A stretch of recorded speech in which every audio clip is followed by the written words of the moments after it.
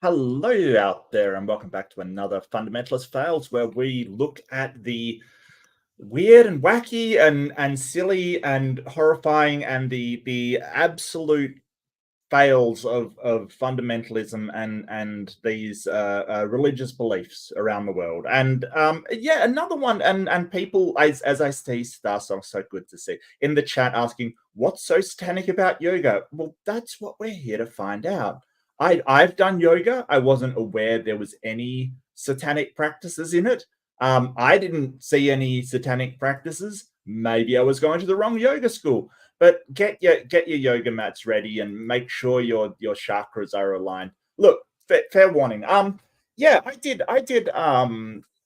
two. I did Vishram yoga. I think it was Vishram, and there was another one that I did, but not for very long. Like the teacher that I had, they were very sort of, well, there's all this spirituality, you can take it and leave it.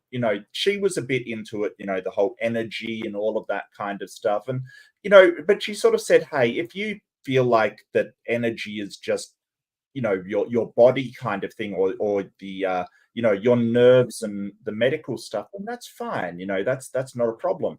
um so when she's saying, let your energy flow through here, it's just be aware of your nerves and sensation, basically. So um I don't see a problem with it, and it just promotes so learning yoga is kind of just putting your body in uncomfortable poses, learning to hold those poses and breathe through them.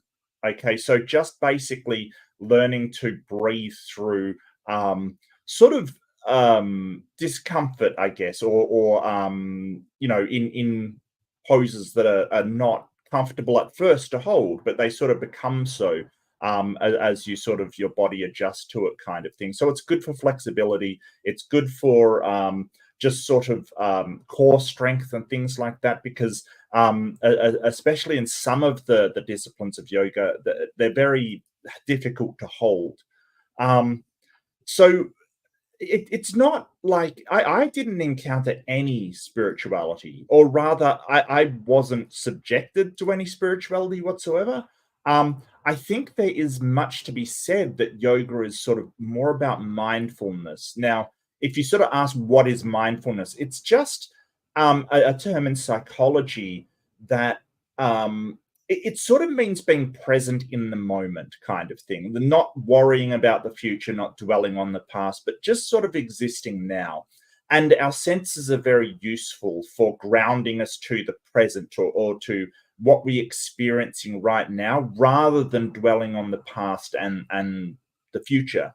So yoga is very good for that, because it's sort of, you're supposed to be aware of your body. You're supposed to breathe and sort of be mindful of your breathing, be mindful of sort of the pains and the sort of uncomfortable parts, and then being okay with that, just being letting your mind sort of wander, not really wander, but more just grounding it in sort of physical, rather than any kind of when you get distracted and you're dwelling on, oh, what happens about this if this happens, or things like that. So a lot of psychologists do, they do encourage people, because it does help with stress. Any mindfulness exercise helps with stress, but that doesn't mean it's in some way spiritual.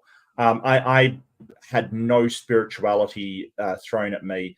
Like I said, the teacher, sort of, they were spiritual, but they said, hey, you don't, it's not necessary, not required, kind of thing. Yeah, and just a quick shout out to people there. Yeah, Hooligan, thank you so much for coming. It's always good to see you. Left-handed Jedi is here. Hello, Jedi. Joz, welcome. Andrew, good to see you. Tiny Pink Penguins, hi. Really cool people in the chat. So that's awesome. And this was something that actually my wife sort of came to me about and said, hey, you've done yoga, I've got this thing for you. And I was just like, what the hell am I looking at? So this was, I think it's Michael Knowles, but it's kind of I do want to. I did go through, and maybe I went down a rabbit hole, but there was a sort of people talking about it to start with. So there is that. Now, just up front, what I do have to do, I've got a couple of notices. First off, first off, I I I am not going to be doing the debate review on Sunday. So I have to go away for it's Father's Day in Australia coming. I'm not sure if it's the same. Is it the same day everywhere? I don't know, but it definitely is Father's Day coming up in Australia. And even though my father's not alive, my wife's is. So we're going to see him. Um, Oh, it's a different day in the US apparently. It's June 18th in the US. So, but yeah, it is coming up here, and the 1st of September. So, yeah, I'm going to be going away for that. So, unfortunately, I won't be able to do a debate review. But that's okay. It'll be over on Embers. You'll still have somebody to take care of you and show you a debate. So, just go over to Embers. I'll get a link for you actually. Where's Pragmatic Crystal when you need her? She's awesome. Yeah, so I'll be missing out on that, but I will be back the next week because I'm only going away for a short amount of time. So don't worry on that account. And happy Father's Day to everybody out there, even if it's not Father's Day where you are. So yeah, it's really important and sort of yeah, he's sort of getting on in years, so we really wanna go see him. But yeah, over on Embers, um, she will still have a debate review for you. So if you do want a debate review, definitely go over there. Yeah, but what's so satanic about yoga? Guesses in the chat, guesses in the chat. Because I mean, I didn't know out of all the things maybe it's my ignorance and my maybe it is because I'm absolutely naive. But I when my Kings Mason, good to see you. When thanks Victoria, cheers. Good to see you as well. When my wife sort of pointed it out to me, I was like, no, there's no way. There's no way Christians could find what's satanic about yoga. But sort of thinking about it, I was like, oh yeah, probably. Well, let's see if you're right. So I do have a little bit to show you. First off, it is a yoga practitioner talking about it, which is kind of funny because they're aware of what Christians think about it. Oh, I've got a yoga background, by the way. Just we've got yoga mats. Don't forget to stretch, okay? Just stretch to warm up. Just breathe, okay? It's okay. You know what? And here's the thing. I learned a couple of very good lessons from my yoga teacher. Not about spirituality or chakras or any of that stuff, because that's absolute hogwash in my opinion. I don't believe in any of that stuff.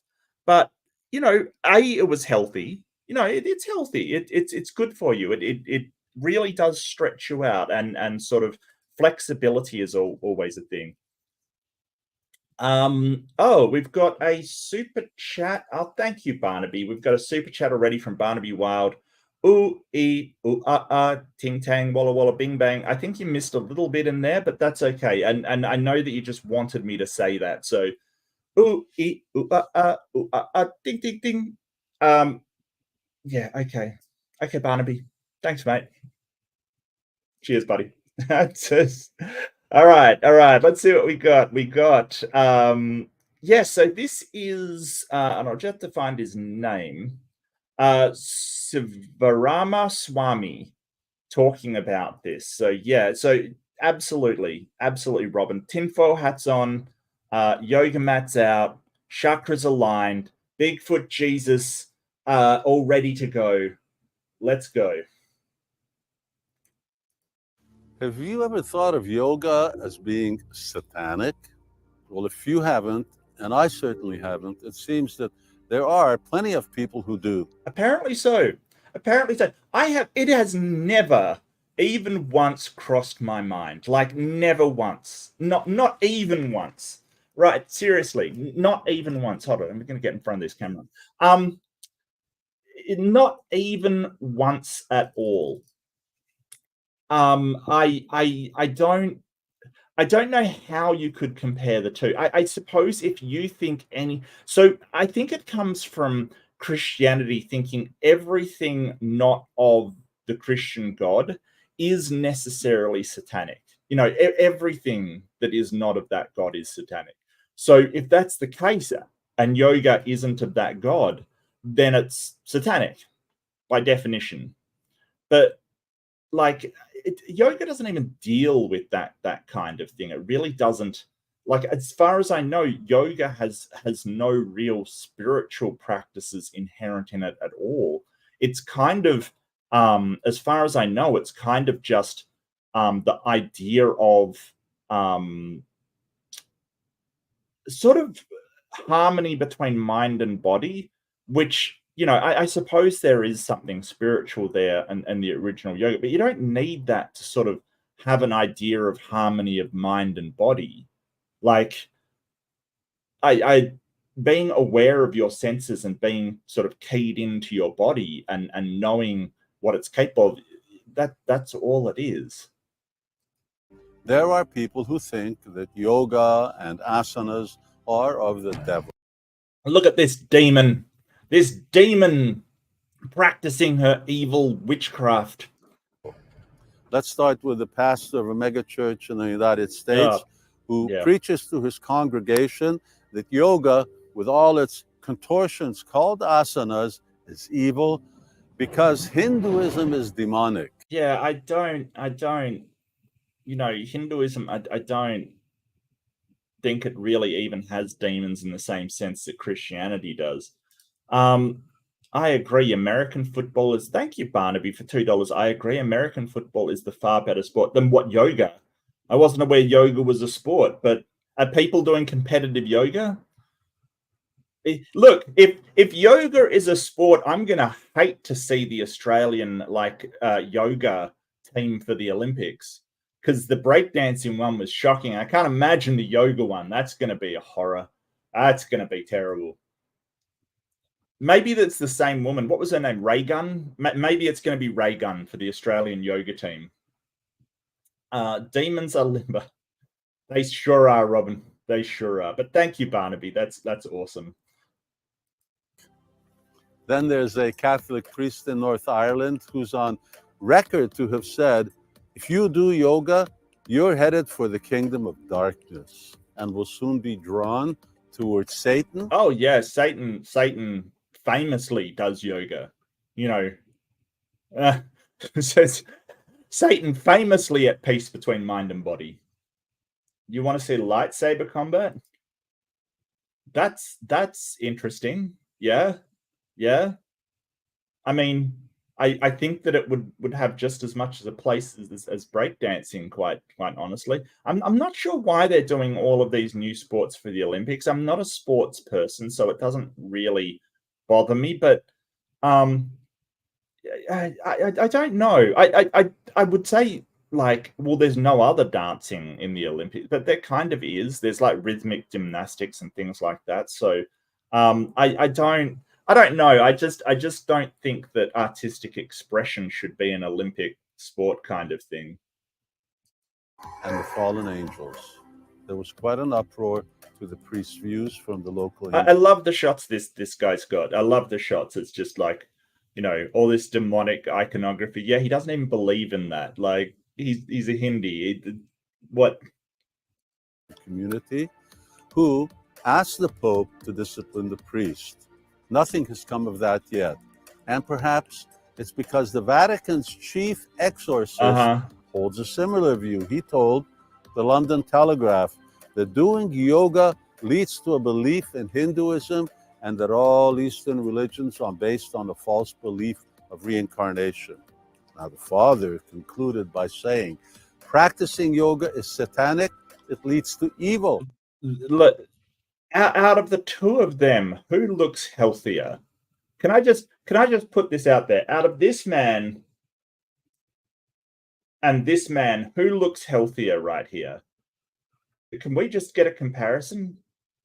They do look about the same age. Maybe this guy's a bit younger. I don't know. I just maybe this guy should be practicing yoga. Like seriously, dude. Oh, Barnaby again with a $1.99 super sticker. Oh, what did you send over? It was a super alert. I'm not sure what you're alerting me to. Possibly yoga getting to the Olympics, but look, I think that why is my camera so far over? This is annoying me. This is definitely annoying me. Okay, that's a little better. That's a little better. I'm a little happier with that. Yeah, thank you so much, Barnaby. I really appreciate it. Yeah, maybe you're alerting me to the fact that yoga is going to be in the Olympics. Oh, look, I would actually love to see yoga in the Olympics. That would be awesome. Like just the Australians trying to make a yoga pose of the kangaroo, like that would be awesome. I love it. Satanic, it leads to evil, just like reading Harry Potter. It leads to evil like reading Harry Potter, yeah. No, you're fine, Barnaby. You're cool, mate. Whatever, I appreciate it. No obligation. All good, mate. All fantastic. Coffee sideways. That's more of a battle victory tune, isn't it? From Final Fantasy. Sorry, I've got my victory tunes mixed up. There must have been a problem in the work somewhere. Harry Potter, like I can understand that there's magic in it and stuff, but if you're just doing yoga for the exercise, flexibility, breathing, mindfulness, I don't get what's satanic about it. I really do not. Wow. I'm not a fan of Harry Potter, so I may be spared some of the torments of hell. Of all the things you thought you would see today, is a sarcastic yogi one of them? Is that one of them? A sarcastic yogi? I don't know. There's just something delightful about, an enlightened yogi being incredibly sarcastic. But I am a practitioner of yoga, and as a bhakti yogi, I'm also identified as being a Hindu. But I still feel safe from going to hell because upon receiving a Bhagavad Gita, Pope John Paul II had said, I understand something about the deep spiritual concepts which are upheld in India. Okay, Barnaby. $2 super chat from Barnaby strikes again. Okay, one more. Love the channel. Thank you. You're welcome, and thank you, Barnaby. I really appreciate it, mate. I really appreciate it. Look at this guy. This is Pope John Paul, who may not be the best example of he had some pretty horrible things to say about the gays and things like that. So I'm not sure I would hold him up as a paragon of enlightenment anytime too. Yeah, I don't. Yeah. Oh, left-handed Jedi. 5 gifted 5 readerships. Thank you so much, Jedi. I so appreciate it. And you hit a NetTube user, Dave Cannabis. Wow. All right, that's a name. Dave Cannabis. Chungle Down Bim, Jeff C, and Chris Peacock. Congratulations, winners all. Enjoy your emotes and other benefits. Awesome. Thank you, Jedi. I really appreciate it. That's awesome. But let's get on to, John Paul was pretty terrible, as I recall. Didn't he have some real Paul II? Is that even Pope John Paul II? Maybe it is. Maybe. He did have some stuff that he did that was pretty bad. Wasn't he like and I'm gonna stop from saying the word. It'll probably get me, demonetized. But wasn't he a German of the nationalistic persuasion?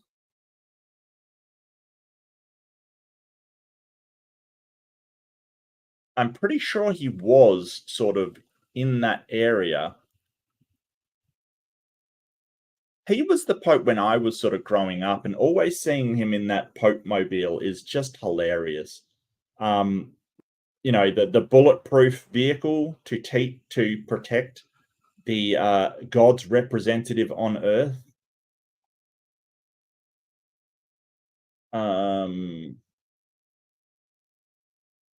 Maybe I'm thinking of the Pope before him. I don't know. They never seem to last long because they elect them so old. They elect them so very old.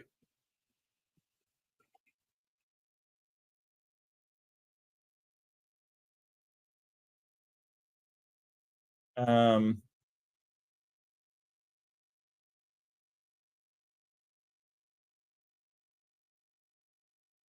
yeah, he was Polish, and after the Germans invaded Poland, he worked in a chemical factory to avoid deportation to Germany.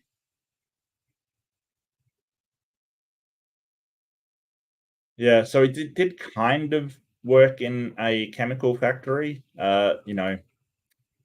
It's us, but mhm. And I appreciate them. I've heard about Krishna, and Krishna is great, unquote. Now that's a relief. I ask those who hold that my faith is satanic or maybe something. Yeah, I hate to break it to him, but a lot of these evangelicals think that the Catholics aren't Christian and are going to hell. So I don't think that gets you off in their book. I get what he's saying. Um, that um that sort of one of your representatives has said it's fine, but like most of the evangelicals you're talking about can't stop. Yeah, it's just an ear, dude. That's why I hide mine in headset. Uh, when has the armor of God been enough? Like, it doesn't seem to stop bullets. It seems to only deflect them slightly so they hit ears and things. Speaking of ears, by the way. Less sinister to consider that what makes me and another billion Hindus follow our spiritual conviction is no different than what makes them follow theirs. Yeah, well, I kind of agree with that. I mean, I don't think Hinduism is true, but I do agree that they're both following a spiritual conviction, both as much evidence as each other. And in Hinduism is actually older. I think this is the world's oldest practicing religion. But I don't think that it is the world's oldest religion. But it is the world's oldest practicing, definitely. Is maybe something is older? No, it's Hinduism. Okay, it's Hinduism. Yeah, it's incredibly old. I don't, and you know what? So I have less of a problem with Hinduism as I do with Christianity and stuff. And that's not to say that it doesn't have problems. I think Hinduism, yeah, that's what I was thinking, but I think Hinduism is slightly older, Alex, just slightly. Um, it kind of is this whole idea of, and it bases around karma, basically. So karma is basically, so the whole idea of karma isn't, we kind of use it in the way of, oh well, you do something bad to some person, something bad will happen to you. That isn't necessarily what karma is. It's kind of, karma is something happening in the next life, or something, or your next life being a reflection of how you acted in this life, kind of thing, under that reincarnation kind of thing.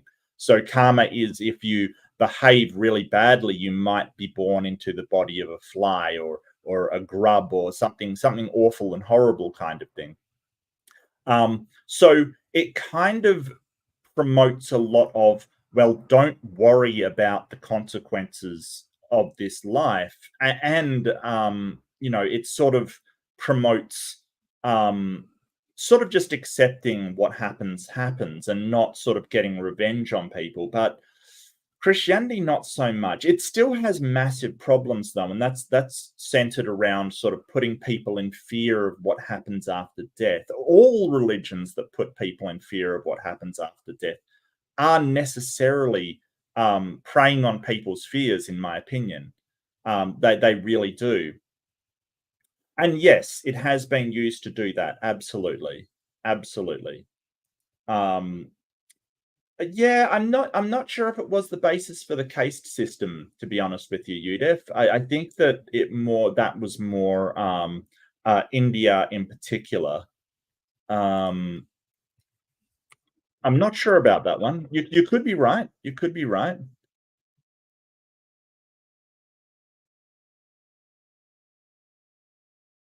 I thought it was sort of an ethnic based. Um, mm. I thought that the caste system only really came into effect after the fall of the British Raj, but I could be wrong. I could absolutely be wrong. I'm not that familiar with sort of Indian geopolitics and social structures. I got to admit I don't. So yeah, you could be right though, Yudif. You could be right. Authentic yoga practitioners and worshippers of Krishna, like I, have the same elements that make other faiths authentic. Okay, you've sort of begged the question there. I don't think other faiths are authentic. Well, it depends what you mean by authentic. So, oh, Barnaby, thank you so much, mate. I really appreciate it. I really do. Don't bankrupt yourself over my account, though. Seriously, mate. Sorry to interrupt. Here's more. Thank you so much, Barnaby. I really appreciate it. And that green dog is there. Like, can we get some Bigfoot Jesus for Barnaby in the chat? Thank you so much, buddy. I really appreciate it. And I guess that goes for everybody. Like, I love people that give to me. I appreciate it so much. I don't want anybody to give more than they can afford. Because we've all got to live in this world. We've all got to live within our means. But Barnaby, you're a champ. Love you, mate. I really do. You are awesome. What was I saying before I was so rudely interrupted by a wild Barnaby. I'm joking, dude. It's all good. It's all good. I keep forgetting there's like buttons on these things now and love buttons on these things now. I'm a bad YouTuber. I'm a bad YouTuber.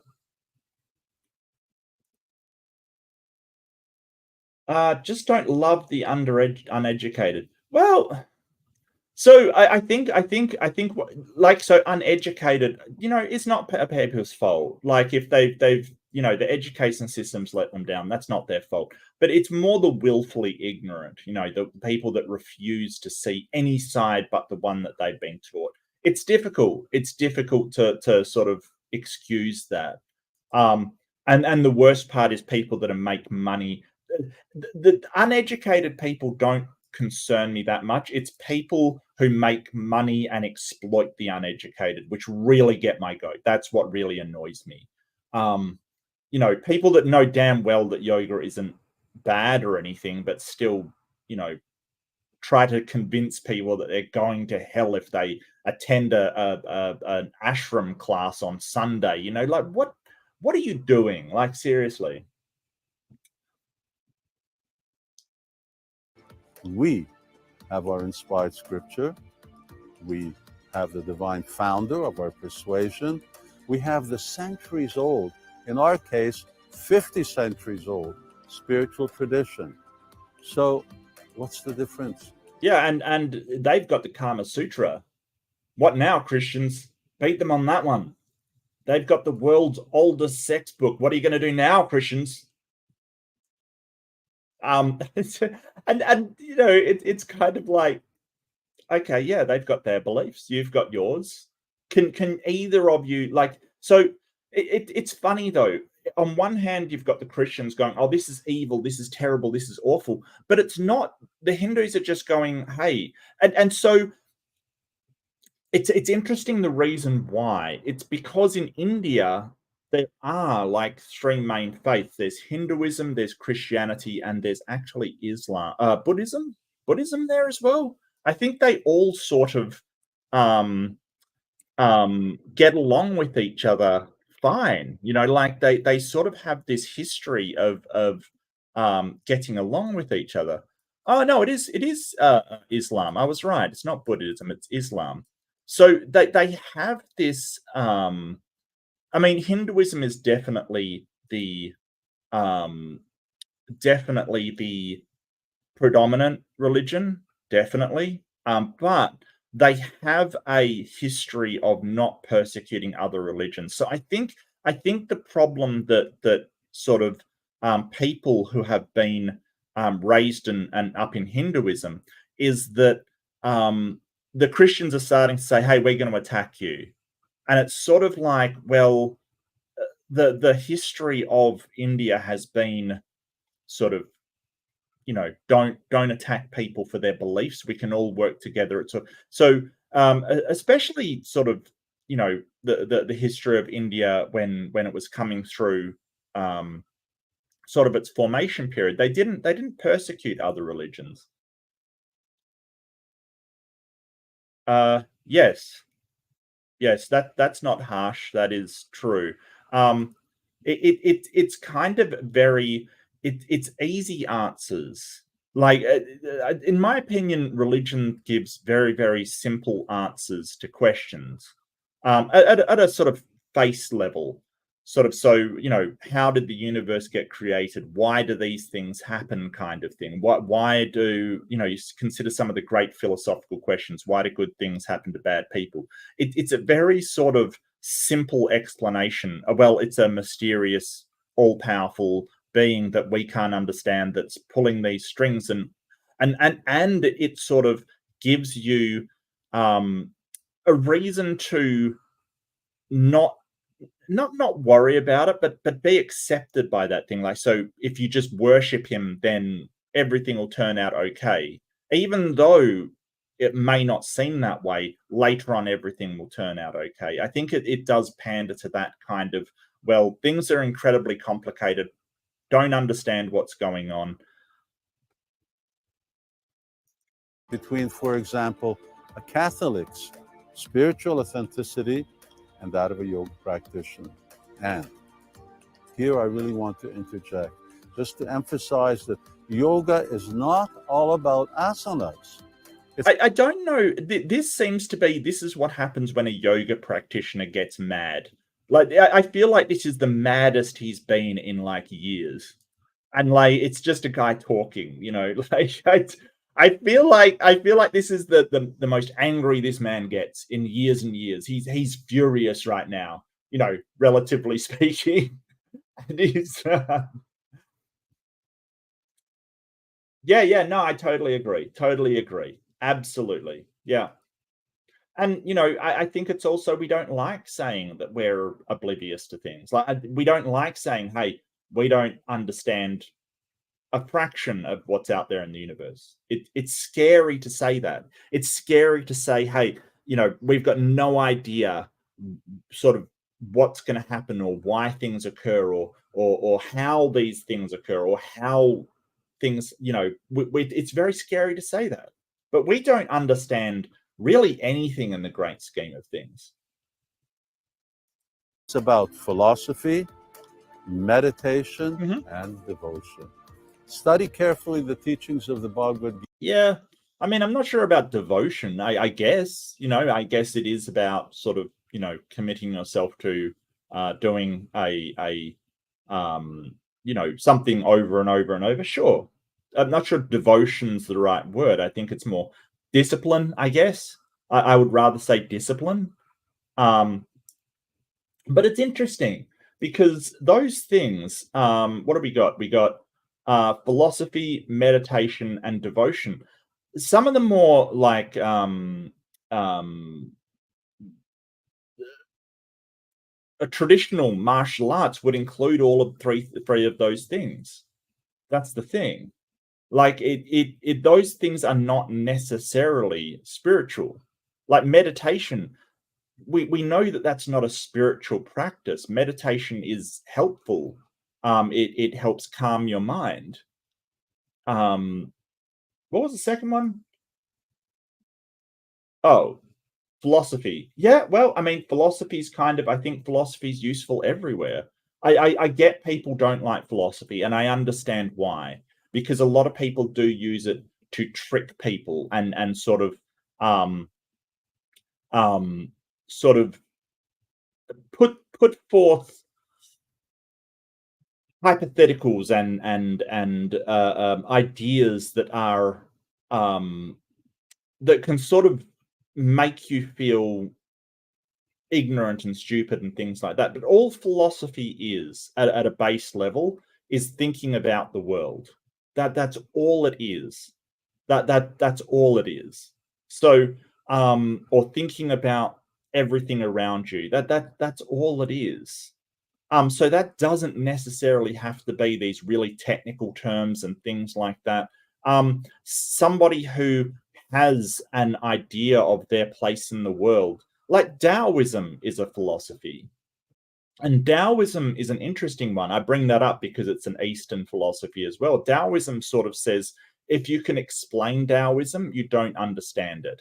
Um, it's kind of like um, a rejection of sort of deep thoughts and just being. Like it's very similar to meditation, how you don't think about anything specific, you just are, you just exist.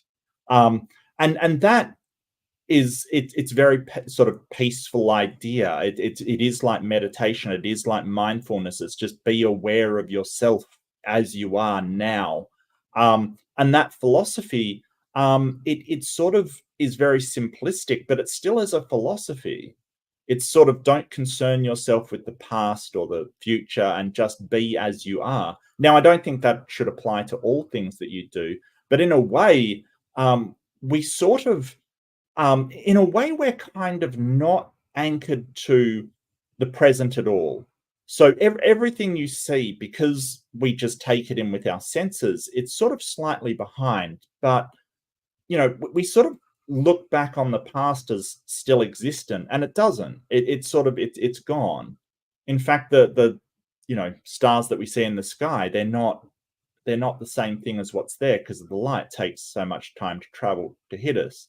But we kind of have a way of living in the future. We catastrophize. Everybody does it. We think about the future and dwell on it, and we think about the past and dwell on it. Why did I do that thing? Or, that person hurt me, or this person. And sort of like yoga and meditation, I think that Taoism is sort of a way to, be mindful, free yourself from that sort of thinking into the future and past. Um, yeah, I agree. I agree. I do agree. I think that if you lived your life in that state, it would be very, very limiting as far as knowledge and the lessons you learn can be, but that doesn't mean it's not useful. So being cognizant of the future and the past is good. Being emotionally tied to the future and the past is bad, right? So we've got to sort of find a way that we're not emotionally invested. Like, so we're not going, oh, well, if I, what happens if I lose my job, kind of thing. We want to be sort of, well, you can have a plan for the future if that ever happens, but you're not in that fear of that happening because you're sort of emotionally attached to it. So removing yourself emotionally is what mindfulness is all about. And sort of having a emotional attachment to the here and now. What's going on around me now? How do I feel about things now? Is very, very. It's what meditation and what sort of yoga and Taoism is all about. You're late. How dare you, hill hugger? That's it. Take 3 Bigfoot Jesuses from hill hugger, and have a sit at the back of the class. Good to see you, mate. Really good to see you. Study carefully the teachings of the Bhagavad Gita, the core scripture of yoga and Hinduism, and you will find the same message as in the Bible, Quran, and Torah. What is that essential message of all authentic spiritual texts? Know God and love God.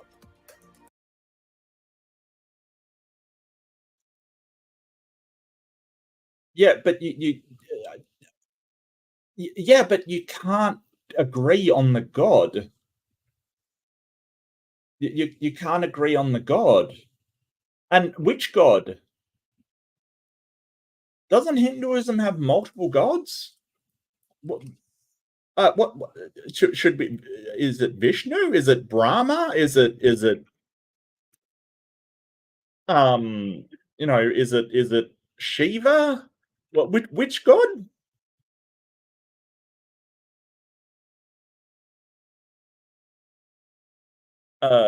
So I'm presuming he's sort of in a Brahmin kind of way.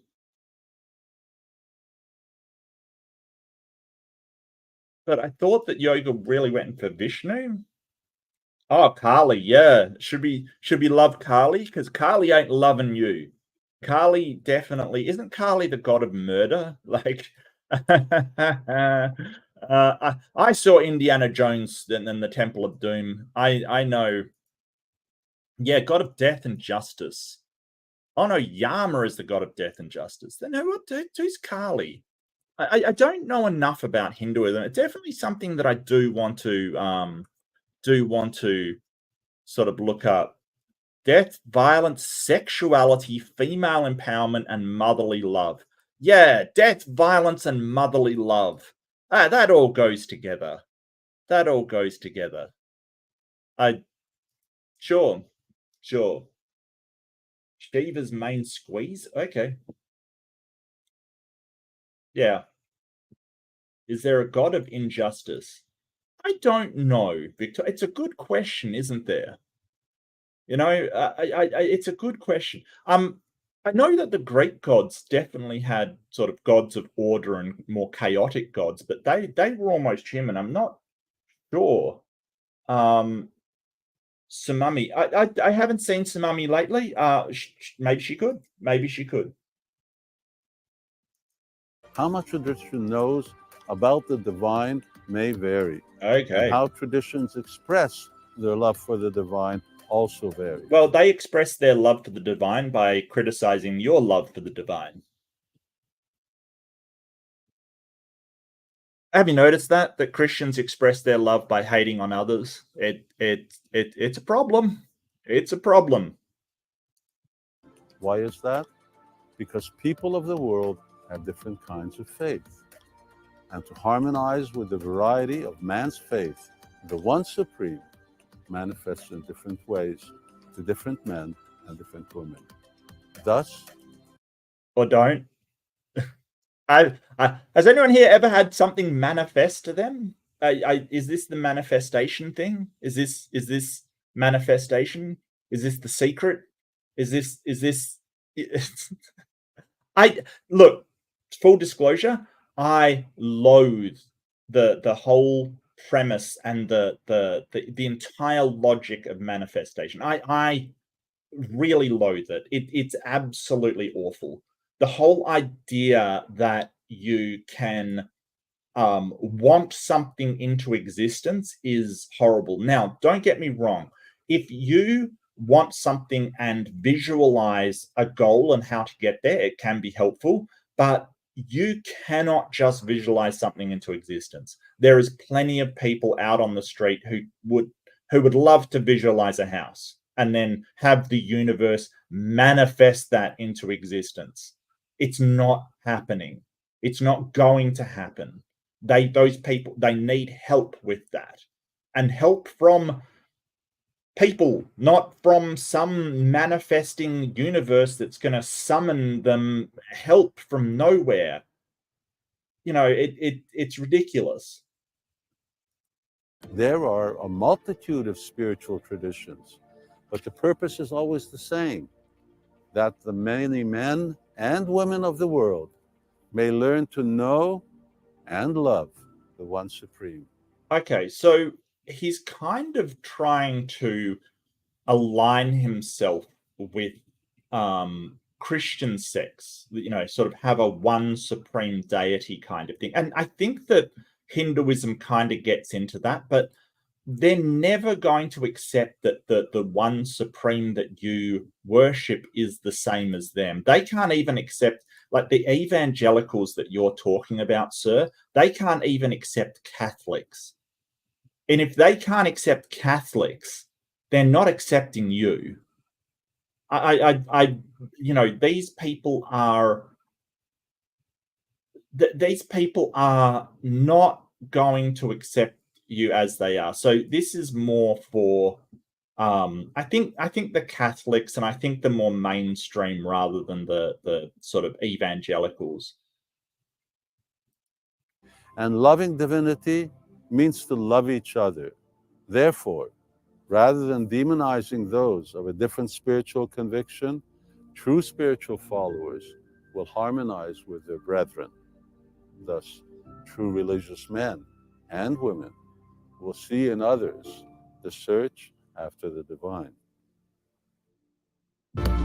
Yeah, I don't dislike him. I think he's sort of, I really think, and I mean, yeah, he's sort of showing a show of faith, but I'm not opposed to this.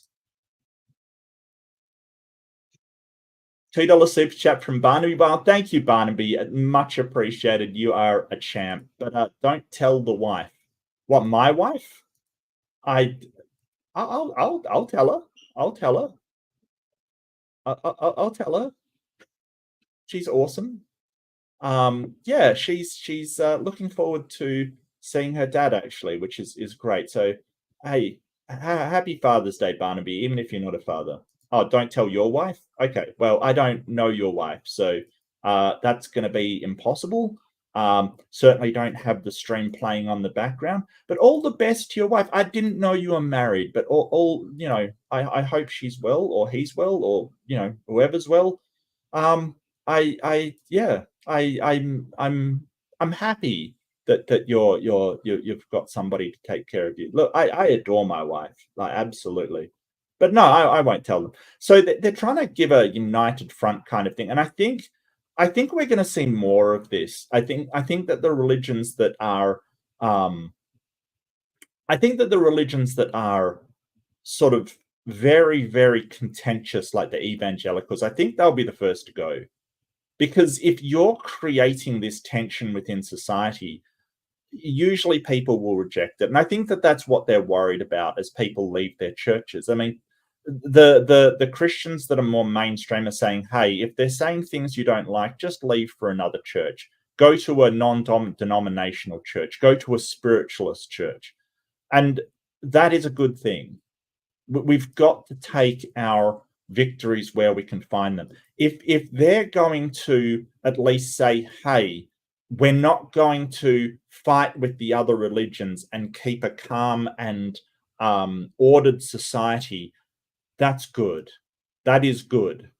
If you think about the church and what it used to be, the persecutions, the inquisitions, the awful things that they did, having them move towards acceptance and harmony is fine by me. We've got to take the small steps that we can, and encourage.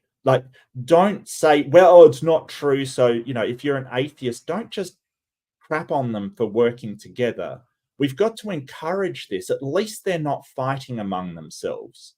And that's why we have such a big problem with the evangelicals, because they denigrate and they attack everything around them. It's very, very divisive to society, because they're sort of saying, hey, we've got these things, we're going to try and get it into government, we're going to try and outlaw other religions, we're going to try and do all this stuff. Just encourage them to work together. I know that it seems like, oh, but if they work together, they're more of a threat. No, they're not more of a threat. They're more of a threat when they're breaking up into bunches of very, very fundamentalist people with who, some of which who are armed. Okay, that's yeah.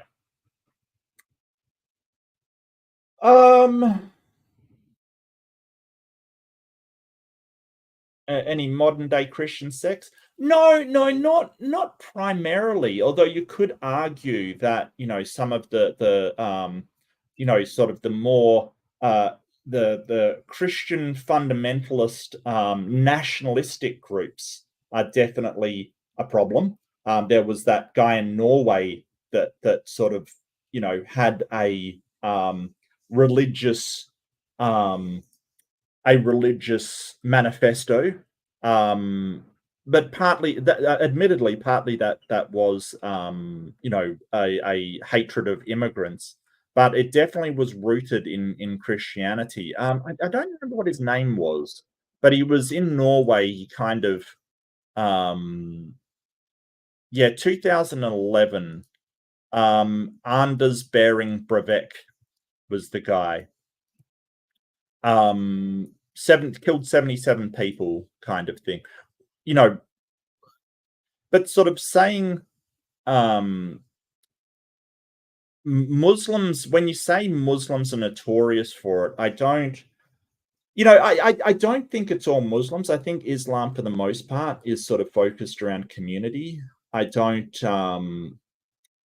yeah, I don't think that I don't think that, when you say Muslims are notorious for, I think that Christians, you know, well, yeah, living proof that was in America. That was in America, mate. Like, if you look around the world, 2011 is the really big one. He killed 77 people, dude. Like, seriously, 77 people. That's pretty insane. And he was sort of a Christian nationalist. Endless some. What? Why am I talking about Matt Delahunty and Darwinian evolution? I mean, we don't even use, Darwinian evolution isn't a thing anymore. We just have evolution. It's come a long way since Darwin. I don't know why that's applicable to anything I'm talking about, but hey, let's move along. Gestures to Uganda. Well, yeah, that's true. Yeah, that's a total cluster as well. Yeah, I mean, yes.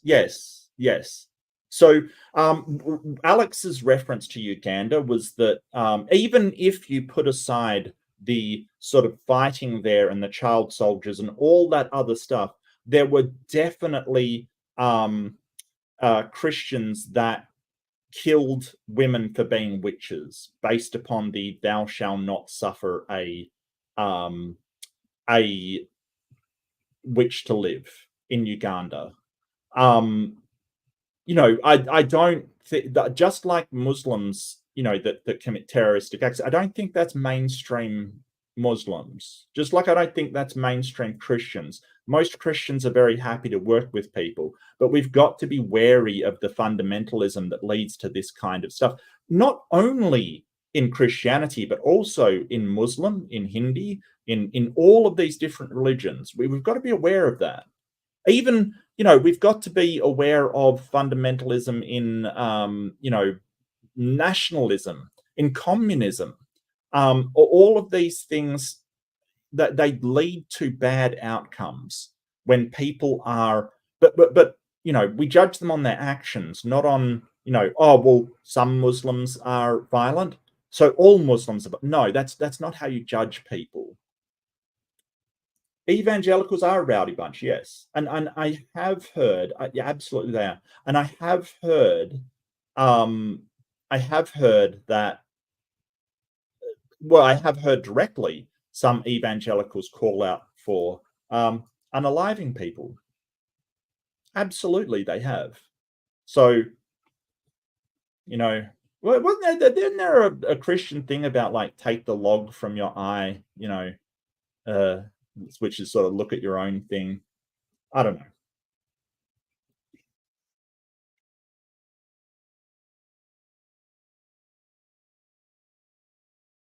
What? That makes no sense. That makes absolutely no sense. Look, Endless Summer Nights, I'm happy to talk about this. If you want to email and hit me up, I'm happy to discuss it with you. There's a few things that sort of render that sort of render that moot. Endogenous retroviruses are probably the nail in the coffin for that one. That sort of popping into existence yet having the same retroviral scars in things can't happen. I don't know why that would happen. It's all up in the air. So yeah, there's a lot of evidence against that. But let's go on. And this is an ex yoga teacher, a ex yoga, Everett Roth. He's an ex yoga instructor. So he's going to tell us all about the satanic yoga. Is yoga actually demonic? Is it actually something to be concerned about? Or is it a bunch of just paranoia from these religious Christians thinking everything's demonic? Well, yeah, I'm going to go with paranoia, personally. That's what I'm going with. It is paranoia from the religious, yes. Yes. I've done yoga, nothing spiritual about it. Good exercise. Good exercise, good for breathing techniques, good for flexibility.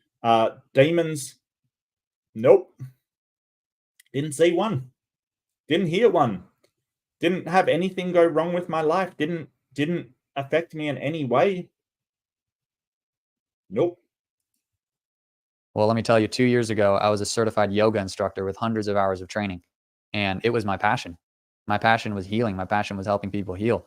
And little did I know I was deceived. And not until I was saved by Jesus Christ did I know that, whoa, yoga is a whole different animal. This isn't just stretching and physical exercise. If you truly follow yoga, the spiritual path of yoga, the word yoga is to be yoked with, to be united with. Yeah, so yes, yoga does have its roots in the words of yoke. So what is it yoking? So it basically means a union or a yoking or a combining, and it means the union of mind and body. That's what it's specifically referring to, mind and body. It's not even going into spirituality. It's just mind and body. That's all. So being cognizant of sort of your mind working within your body, being aware of your body, sort of, so your mind evaluating it. That's essentially what it is. That's essentially what it is. Yeah. Yeah.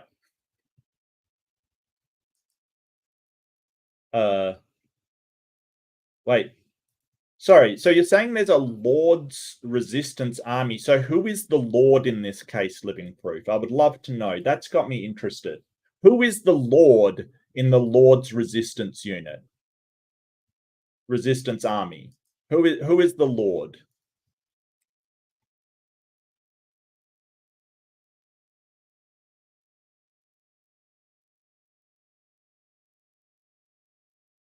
Can you tell me who the Lord is in their name?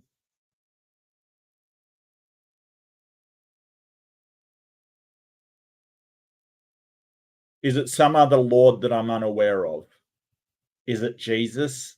Is Jesus the Lord? Because if Jesus is the Lord they're referring to, then they are a Christian extremist organization. Sorry. Yeah. And he believes the Lord is Christian. Yeah, is Jesus. Yeah. So the problem is, Living Proof. I get what you're saying. You're saying, hey, because of the evil things they do, they're not Christian, but they believe they're Christian, right? So they are Christian because they say they're Christian. How do we know they're not Christian? It's sort of a what's it called? A no true Scotsman fallacy. You're basically saying, well, there is no terrorist organization that's Christian. Oh, but what about this organization? They're Christian. Oh, well, they're not true Christians. You're just excluding them because you think that they're not true Christians when they claim to be Christian. They worship Jesus, just because you're saying they're not Christian doesn't mean they're not. I'm sorry, we've got no way to differentiate between Christians. It doesn't work. That, like, you know, you get a Catholic and a Protestant both saying they're Christian. I'm sorry. I'm sorry. You mean the people that had Gott mein uns, or God with us on their belts? They literally had God with us written on their belts. That they were atheist, were they? Interesting. Hey, a better one to do would be go for to Stalin's army, because yeah, they were atheistic. They were atheists. Stalin was an atheist. It's a much better example than sort of trying to get, you know, sort of you know, Hitler to be an atheist kind of thing. He wasn't. He was born a Catholic. He had some weird religion of his own. So that's a difficult question, Judith. That's a difficult question. So I think, no, I don't think so. I don't think Trump is religious. I don't think he is. I get you. I don't think he is. But I think that Hitler kind of had this weird, this very strange obsession with sort of divine providence and divine rights kind of thing. I think he did have a sort of half Germanic sort of foundation and things. I don't think he was atheistic. I think he did believe in something, because he mentions a lot the divine blood right of the Aryan race kind of. I think he really did believe in something divine. However, was he a Christian? I don't think so either. I think he had this weird sort of hybrid Germanic, sort of almost paganish belief system kind of thing. I don't think he was. No, he wasn't. No, he wasn't. He wasn't a follower of Darwinism. No, he wasn't. Yeah, that's not true. That's just not true. Living proof. That's just not true. It's not true. And plus, Darwin's theories are they're just a scientific statement. You might as well say, hey, Oppenheimer was a follower of particle physicsism. It's a silly statement to make to do with science. Science doesn't prescribe itself for anything. It doesn't say, hey, this is what you've got to use it for.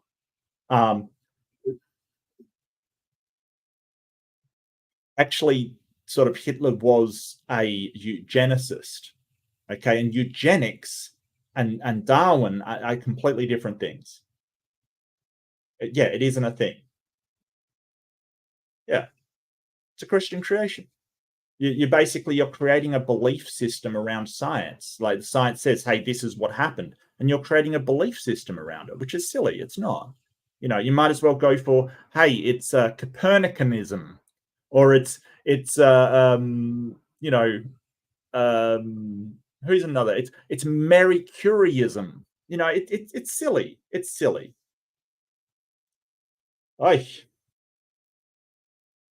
Be united with.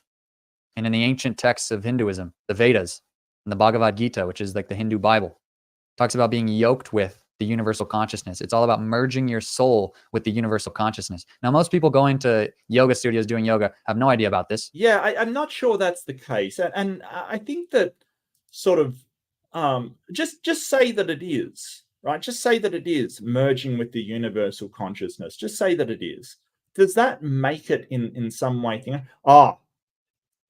There they are. Hello, Cata. Oh, yeah, caterpillarism. Watch out for that. That's the most evil one ever. Evil, demonic. Everything's a demon. Everything. Yeah,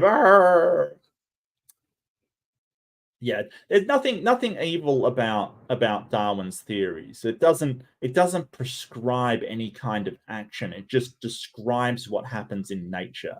That's the thing about science. Science doesn't tell us how we should use the theories.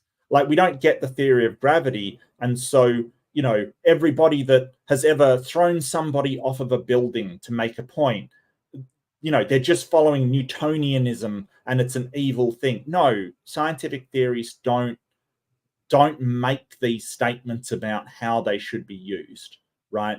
So you know, I'm trying not to be mean, but sort of it's about as much sense living proof as saying Newtonianism, right? That Newton's theories. And if a gangster uses gravity to hurt somebody, or you know, you drop a bomb on somebody, you're using Newtonianism to hurt them. It's silly, right? It's totally silly. That's what you sort of sound like, is that. Or, you know, you're using Einsteinianism to split an atom, or you're using Oppenheimianism to split an atom and create bombs. That you know, it's silly. It's just silly. And that's not to say that, you know, scientists haven't done horrible things. Absolutely. Absolutely. But it's not like that. No idea about this, nor do they have any really desire to do that. They're mostly there for physical exercise, for, you know, mental health, and something beneficial to their life, to just stay healthy and stay flexible, which are all great things. But the thing is, you are pursuing that under a greater covering, under a greater mission of yoga, which is completely anti-biblical. It's what, under a covering of yoga? They're not covering it. They sort of say, hey, there's a spiritual side to it. You don't have to do that. There's the physical side to it. They're not covering it in any way, shape, or form. I don't get that. I don't understand that. It's very, very weird. It's sort of saying that, oh, there's this big conspiracy that they're trying to hide that yoga is spiritual. Are they? Because if they're trying to hide it, they're doing a really bad job. And I mean, who cares if it's biblical or not? Only your fundamentalist Christians care. You know what else isn't biblical? Driving a car. Nowhere in the Bible is anybody driving a car. It's antithetical to the Bible. Anti-biblical, completely anti-Christian, and will actually end up in extreme demonization, because these gods and goddesses... Is that a word? Demonization. Is that a word? Is that a real word, or is that something made up by the Christians as well? Demonization. Oh, yeah. Oh, it's the portrayal of something as wicked and threatening. Oh, yeah, there is a word, demonization. He's just using it wrong. So, yeah, now that I think about it, you're right. Demonization is the unjustly portraying something as evil, right? So when you demonize that person, you're basically portraying them as something evil when in fact they are not. So it's kind of weird.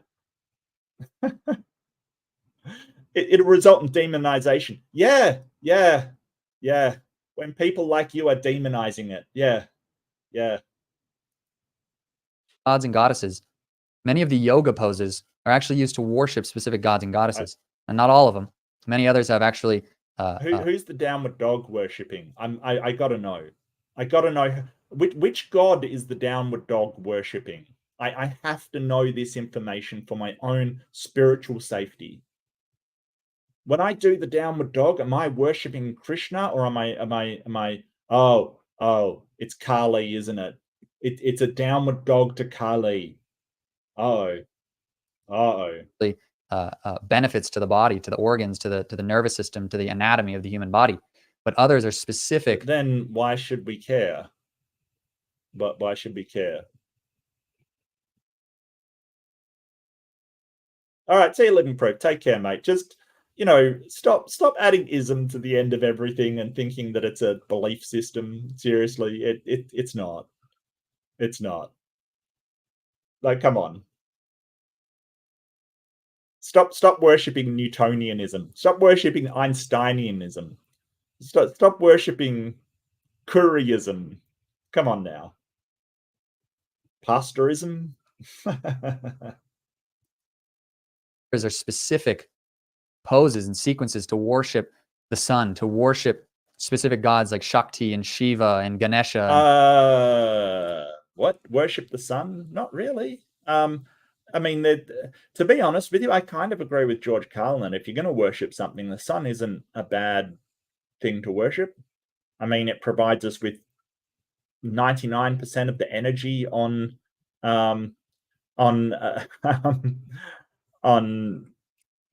Earth. So I don't. And as George Carlin says, at least we can see the sun. At least we can see the sun. Like, I've never seen Jesus, but I've seen the sun. It kind of lends to its credibility when you can see it. You know? Oh, dear.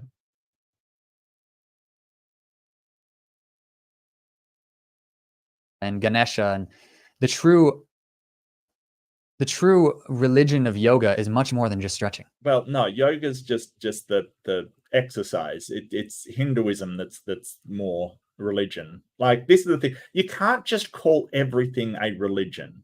You know, you can't just apply religion to everything that isn't Christianity and then say, well, everything's a religion. I'm kind of sick of this. It's sort of this, well, this is a religion. Darwinism is a religion. You know, not everything is a religion.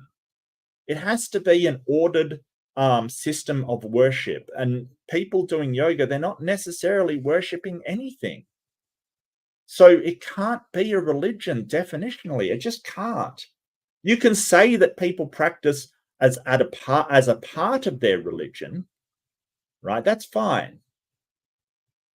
But, you know, people fast as part of their religion, and that doesn't make all fasting religious, right?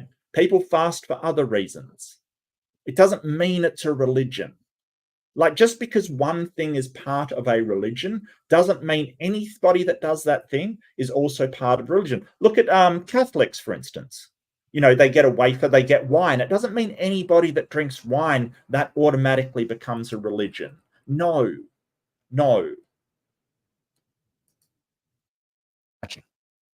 If you want to go stretch the evangelicals, they sing as part of their religion. They sing, they do songs and dance and stuff like that. They have these you know, the things that they do. Hey, Titan, good to see you, mate. Really good to see you. It doesn't mean that anybody that, like, if singing is part of something else, that's a religion too.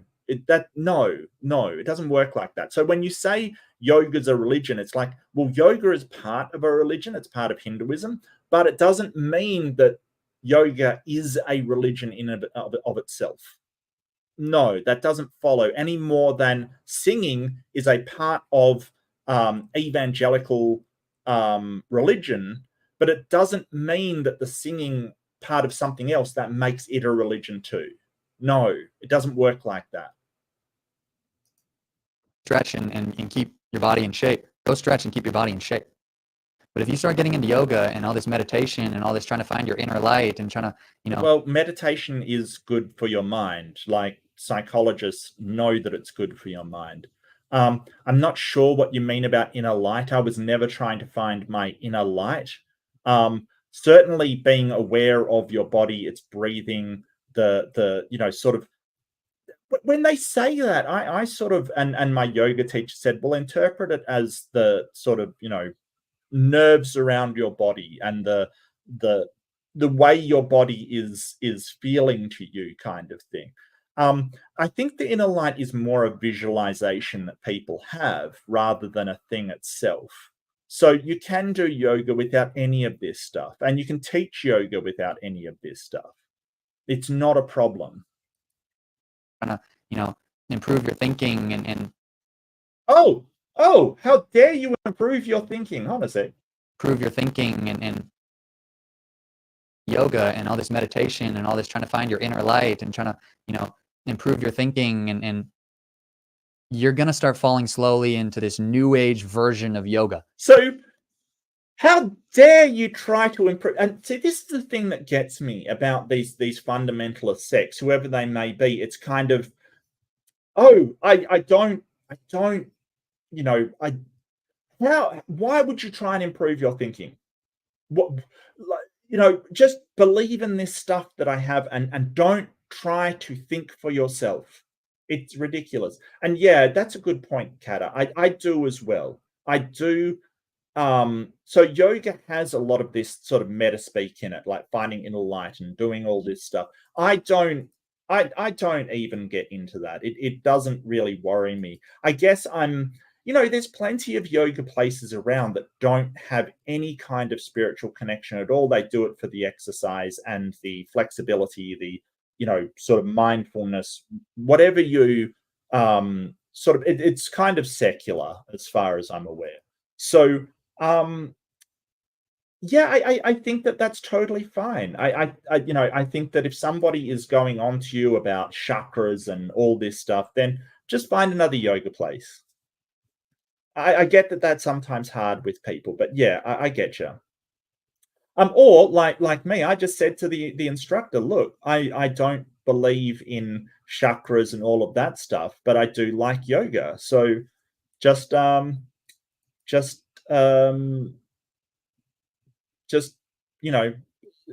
to me in a language that I understand, and most are fine with it.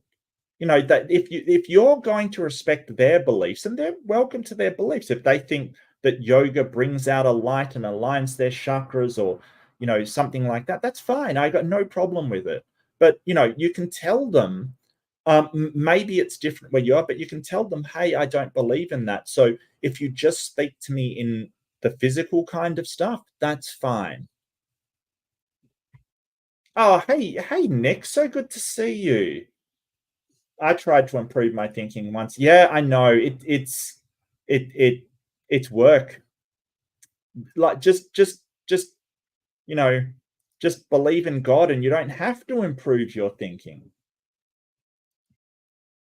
Of yoga that acts like it's compatible with Christianity, but it's not at all.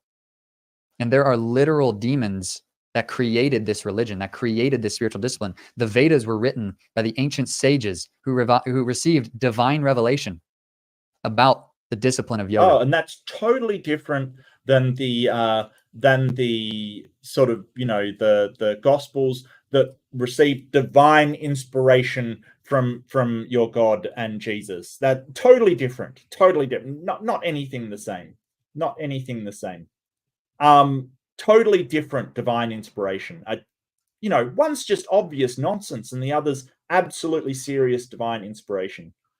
Oh, Titan, I hate you so much. How are you going to open a contact board to the higher variation? Thanks, Deepak Chopra. Glad you could join us here. Ladies and gentlemen, Deepak Chopra. Thanks, Titan. It had to be asked. It had to be asked. Yeah, I just ignore all of that stuff. It doesn't really matter. I can just, if sort of, if they sort of say, you concentrate on breathing and feel the energy flow through you. I just focus on the physical things and my nervous system, which I know is a thing because we found nervous systems. Deepak Titan, indeed, Nick, indeed. Deepak Titan, everybody. Give him a big round of applause. It's you don't have to buy into that to get an enjoyment of yoga. And people seem to, enjoy it just as much when it's not a spiritual thing. But I do agree that it can lead to kind of woo. I get you. It can. Oh, Big Bad Mama, so good to see you. Welcome, BBM. So good to see you. There's nothing demonic about it. It doesn't have to be this. Well, if it's not spiritually with Jesus, it's spiritually demonic. No, it doesn't have to be like that. Can't it just be exercise? Any more than going to the gym is exercise? Discipline of yoga, about merging one's soul with the universal consciousness, Brahma, they call it. And these poses came out of that. The discipline came out of that. And now we have it in the US, and it's one of the most popular, growing physical activities, even spiritualities in the world. This whole new age spirituality. Why is it so popular? Because it's good for you. It actually helps you physically and mentally. So the question becomes, if it's so demonic. Oh, the audio's down. Oh. All right, give me one sec.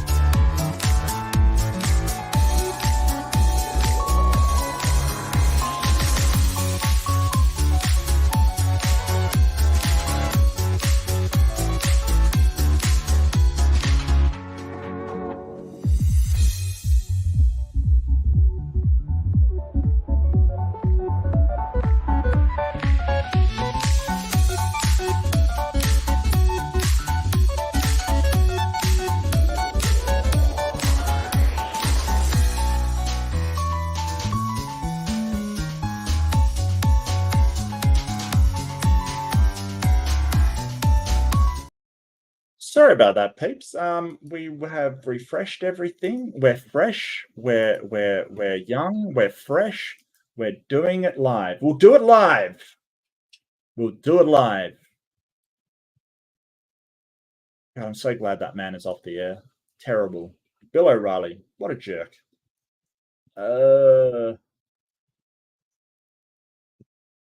Okay. Where are we up to? Healthy. I want to stay limber. I want to stay flexible. You know, I want to have some level of peace of mind. You know, if work is so busy, things are so stressful. I think because that's why. But get under the covering of something where they know that, okay, this is not, you know, spiritually related. This is for my health. This is for my body. I want to stay healthy. The only thing you do already. You are a little iffy about yoga. Involved in yoga, many of them are seeking true love. They're seeking the Lord. Kundalini yoga, fine, but they call it an energy. That is an instant legal right. Literally chanting and away from Christ slowly. That yoga is such a huge part of relation about the discipline of yoga, about merging one's soul with the universal consciousness, Brahma, they call it. Yeah, and these poses came out of that. The discipline came out of that. And now we have it in the US, and it's one of the most popular, growing physical activities, even spiritualities in the world. This whole new age spirituality that yoga is such a huge part of. In the end, if you are doing yoga, you are opening up doors to demons that can get into your mind and lead you away from Christ slowly.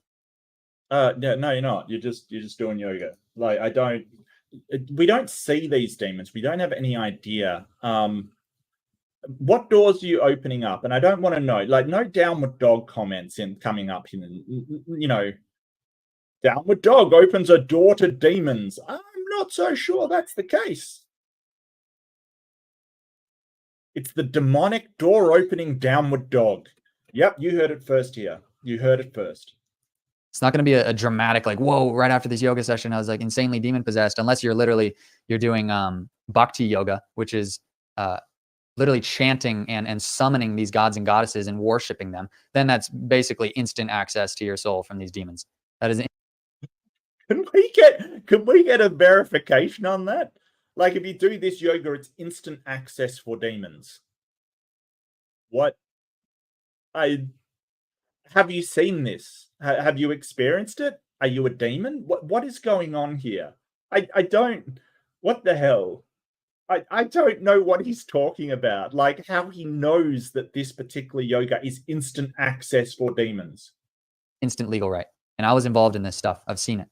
And Kundalini yoga is literally a serpent that slithers up your spine, but they call it an energy. They call it a force.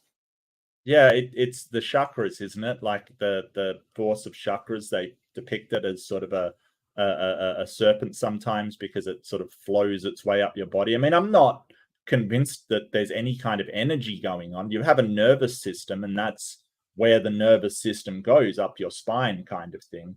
I don't think that it's you know, an energy force or anything that acts like a serpent, that coils up your spine until it reaches your highest chakra to activate enlightenment and soul activation and harmony between all your chakras. Kundalini yoga, I've literally seen demons get cast out of people who did Kundalini yoga. I did Kundalini yoga. I never got super deep into it, luckily, but other people devote years to this. And they're seeking deep down in their heart. They're seeking. Yeah, I don't. You've seen people have demons cast out of them in yoga. You know what this reminds me of? It reminds me of all things Street Fighter 2. Right? Does anyone ever play Street Fighter 2? And you have there was a skit on it that was pretty funny, where they were interviewing people for Street Fighter, and they had the yoga guy. You know, like, he's kind of what was his name? Dalsim, right? Dalsim from Street Fighter, and he used to like stretch his body so his fists would hit people and throw fireballs and breathe fire. It really does sound like that. Like, they really had no idea what yoga was and just threw it in there, like the very few things they knew about it. It's It's absolutely hilarious. Like, why is the yoga practitioner able to use it as some kind of martial art? Why does yoga open your doorway to demons? No idea. No idea. Seeking the Lord. They're seeking Jesus, but they just can't quite find him because they're getting deceived. And that's the master of the devil's deception, is the 90% truth and the 10% falsehood that leads you to hell. People involved in yoga, many of them are seeking true love. Little do they know that God is love and Jesus is the answer. If you're a Christian and you're watching this and you are a little iffy about yoga, my recommendation is to ideally stop doing yoga. Just stop doing yoga because you're iffy about it. Is there a Christian yoga? Is there a Christian yoga available? Is there Jesus yoga? Oh, I've got to get a Jesus yoga emoji. Oh, that would be so much fun. We could describe Christian yoga when apologists stretch themselves into all kinds of uncomfortable positions to make their God exist. That's the real Christian yoga. It's apologetics. I've cracked the code. I've cracked the code. I don't know if there's a Christian yoga, but I'm willing to bet that the cross position features heavily. I'm willing to bet good money that the cross position is featured heavily in Christian yoga. Ideally, find a great practice of stretching, a thing you do at home, a thing you do, at exercise class, but that's not under the covering of yoga. That's not under teachers who are literally dedicated to this. Or alternatively, you could just learn yoga and not indulge in the spirituality stuff. I know. Insane, right? You could just do yoga and not get into the spiritual side. Wow. Is that an idea?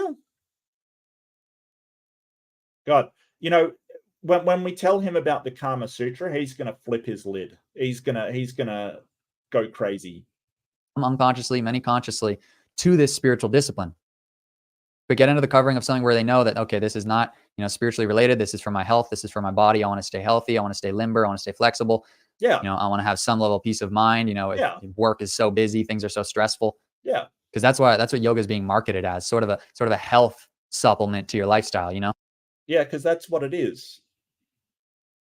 Like, if you're not going into the spiritual stuff of Hinduism, that's exactly what yoga is.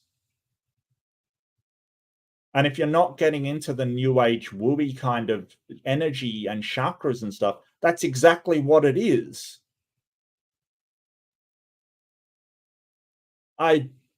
What? I don't understand. That's what it is. Sort of a healing, modality to help you be more productive, to help you have better peace of mind, have better joy and happiness in life. You should not be seeking those things from yoga. You should seek them from Jesus Christ. You should seek those things from church, from prayer, from meditation on God's word. That's the thing. People get into this and they start seeing results in yoga, and the devil's going to give you results as long as he can lead you away from Christ and the truth. Okay. What? So all of this isn't to exercise your mind and body, it's to lead you away from Christ. So here comes don't get your thing from yoga, get it from Jesus. Truth. But Christ and the truth is forefront and foremost the most important thing in our lives. And it's very easy for the devil to give something that helps for a little to lure you away. So stay healthy, stay flexible if you're all about that. But understand what yoga actually is. This isn't just some fun and games.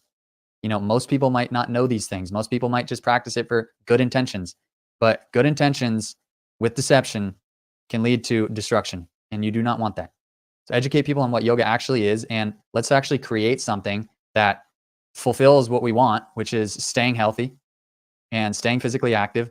Well, I think you can get stretching and being limber and exercise and all that kind of thing from other stuff. There's Pilates, there's the old one was calisthenics kind of thing, but that's not really used anymore. But there's all kinds of stretching kind of stuff. And yeah, you can do stretches, but the whole point of yoga is that it's more about the breathing when you're in a position where it may be uncomfortable, kind of thing, and being at peace with that. So just stretching doesn't give you the same thing.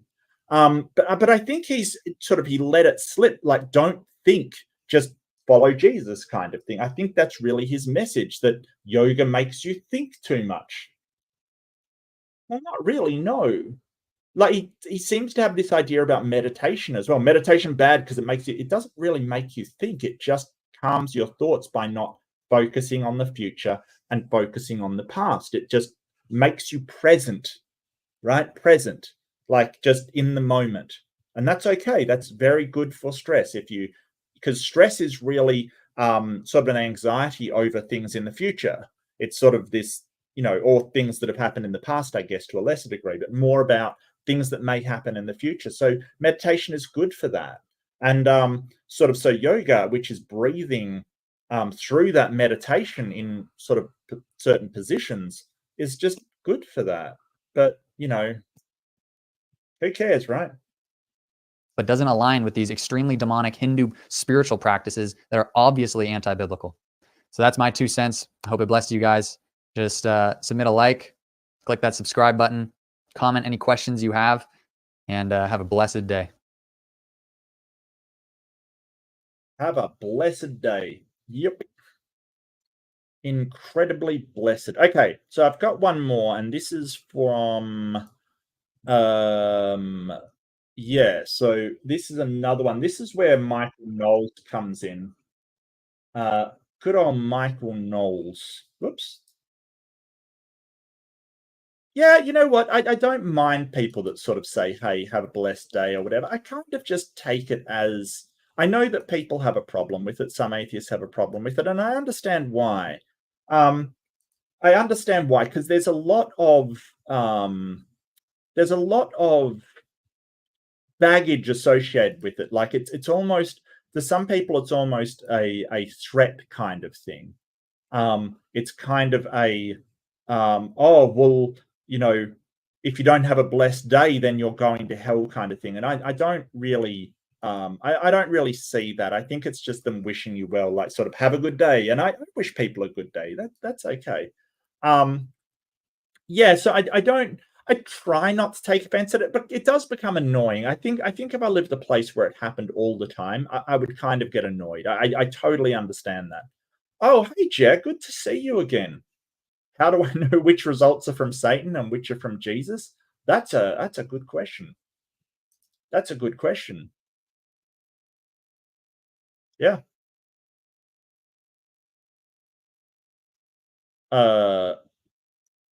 Okay. So this idiot is Michael Knowles, and I don't think he believes half the crap that he says. He's a bit of an idiot, to be honest with you. Really.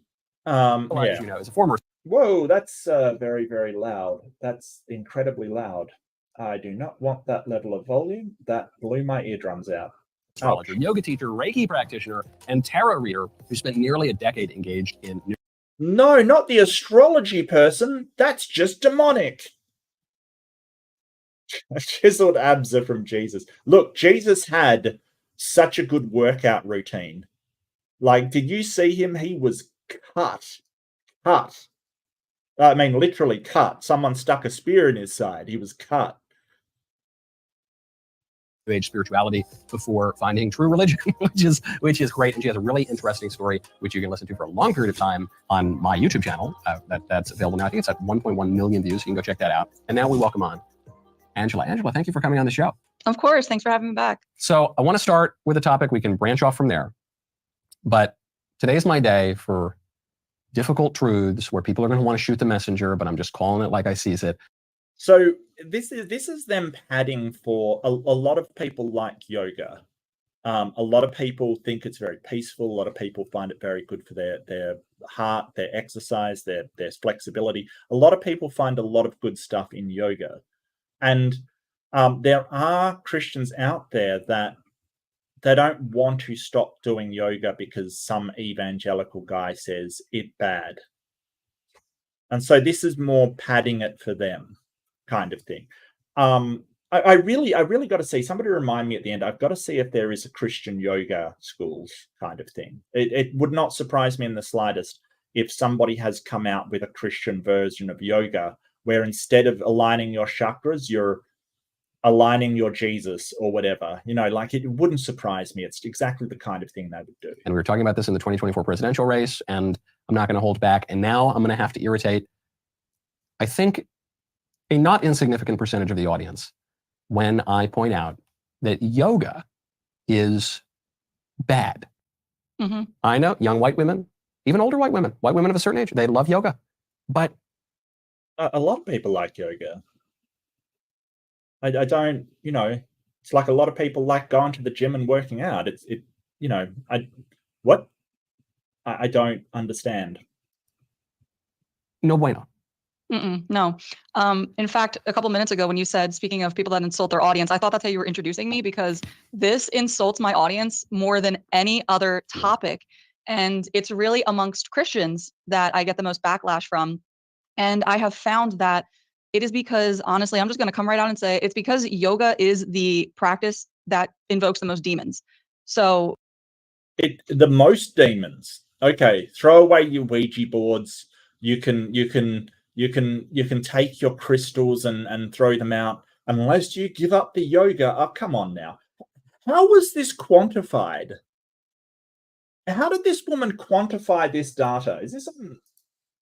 Oh, it is. Okay. Jesus, speaks really slow. How did they quantify this?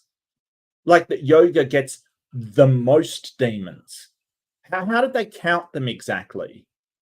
Was there a double blind? Was there a control group? Was there people pretending to do yoga but not really? I gotta know how she knows this information. Was there a scientific study? Can I read their results? Or is this just a load of crap? When you're practicing yoga constantly, you are entirely demonized. And so not only is your flesh kind of at enmity with the truth of what yoga is, but the demons are too. They don't like to hear that. And that's really why it gets the most backlash. But yeah, it's not the practice for Christians to. I mean, yeah, no, Spielcab, you're absolutely right. But that's also, I believe, a wine bottle.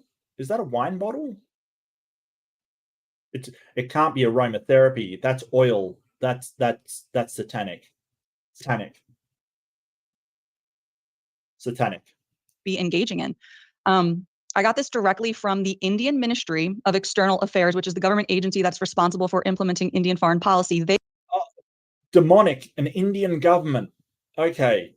They say that yoga is essentially a spiritual discipline based on an extremely subtle science which focuses on bringing harmony between mind and body. The practice of yoga leads to you. Yeah, but so when people use spiritual, they might not be talking about supernatural. They might be talking about some kind of psychologically fulfilling thing. So it's not necessarily religious based. Spiritual can mean a lot of different things to a lot of different people. I do know of a psychologist that I knew that when she used the term spiritual, she was referring to a sort of mental a mental exercise rather than some kind of supernatural one. I didn't like the word. I said, hey, don't like that word. I think it, and yeah, it sort of, I don't think it's a good word to use. I don't believe in spiritual things. But yeah, no, you're right, Armchair. Yeah, and net tube user. Yeah, it's a state of mind or mental well-being. Absolutely, yeah, to some people, and that's probably how they're using it here. It's not a problem, and that doesn't mean that it is actually spiritual. Union of individual consciousness with the universal consciousness. And so thus the aim of yoga is self-realization, to overcome all kinds of suffering, leading to the state of liberation, which they call moksha, otherwise known as freedom. So yeah, how dare we overcome suffering? But it is sort of antithetical to Christians who believe that suffering, or they may believe that suffering is holy. So that's the horrific thing about some of these Christians. They think that suffering is a good thing that you're going through. No, suffering is not a good thing. We may find things in suffering that is good. We may salvage some good out of suffering, but true suffering is never good. It never is. So sort of any alleviation of suffering in the world is a good thing, because it's not a good thing to suffer. I don't know who likes to suffer. Nobody likes to suffer. Christians don't like to suffer, but they will say, hey, it's holy if you do. It's about living with freedom in all walks of life, health, harmony, which would be the objective main focus of the yoga practice. So living in all walks of life with health and harmony, I'm struggling to find the terrible thing about that she thinks it is. I don't know what's so terrible of that. Living with freedom in all walks of life, health and harmony shall be the main objective of yoga practice.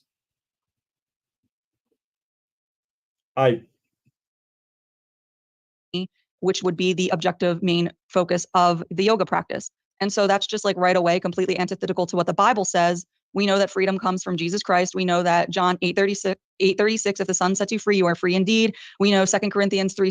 Oh, so she's objecting that someone's saying, hey, you can be free without Jesus.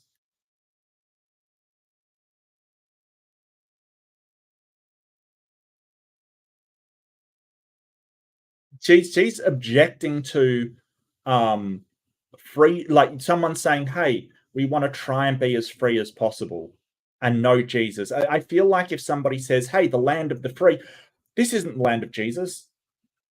But these are the people that believe that sort of, US and Jesus are inextricably linked, because, in order to be free, you need Jesus. 17, the Lord is the Spirit, and where the Spirit of the Lord is, there is freedom. And the Spirit of the Lord is not engaged in a Hindu practice, straight up. So the yoga, I always say, is and I think I said this on your show, is that yoga is a spiritual practice with physical benefits. It is not a physical practice with spiritual benefits. And it doesn't have to have spiritual anything in it. It can just be the physical practice. I don't know. But this is the thing, like it's sort of being made into this idea that, oh, well, if you do anything and it's not with Jesus, you're just opening yourself up to demons. And it's a harmful belief. It's a really harmful belief. I mean, how many people have they convinced to give up a perfectly good form of exercise and health benefit because they're telling them, hey, demons are going to attack you if you continue this? It's nonsense. It's nonsense. When you really go back into the roots of yoga, because it's so important to really understand these things as they originate. You come back to this god, this Hindu god known as Shiva. So Shiva is the first yogi guru in the ancient yoga. Oh, I thought it was Brahman, the sort of total one that encompasses everything. So yeah, I've been told two different things by two different yoga teachers, which is not unusual. Lore. And he's also known as Shiva the Destroyer, or the god of destruction, which is funny when you look at scripture, how it says that the enemy his intention is to steal, kill, and destroy. So that's kind of interesting. Yeah, but Shiva's also the creator as well. That's the thing, you're misrepresenting the god. And not that I believe they exist, but like seriously, if you're going to present this idea,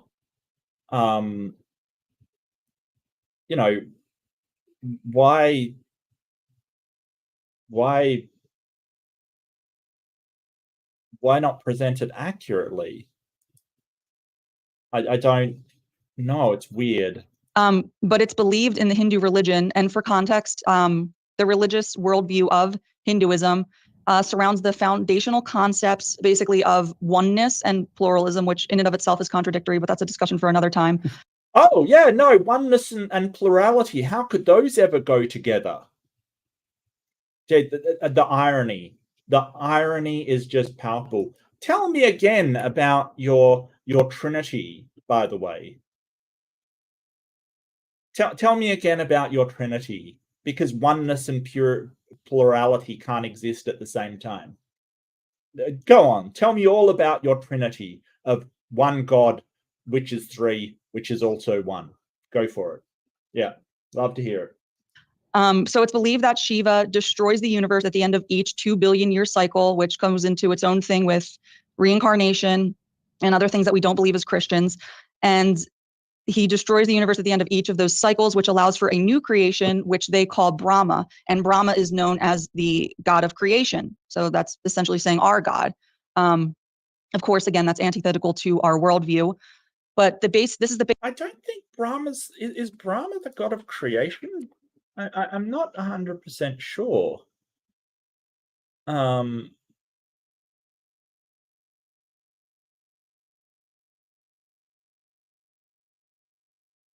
Oh yeah, but yeah, and Vishnu is the preserver. Okay, gotcha. I must have got muddled up. I'm not that big on Hinduism, to be honest with you. I certainly know more about Christianity than I do about Hinduism. Basis of yoga, because it's within this belief that it's said that Shiva, the destroyer, taught yoga to the 7 great sages. And that was so that they could pass their knowledge along to all of humanity. And so those 7 great sages are, get this, the mind-born sons of Brahma, of creation. So the sons of God. Who do we know is the son of God, right? So it's just this major. Jesus. Wait, so there were 7 Jesuses? Is this where this is going? How come Christians only get 1 Jesus, but Hinduism gets 7 Jesuses? What?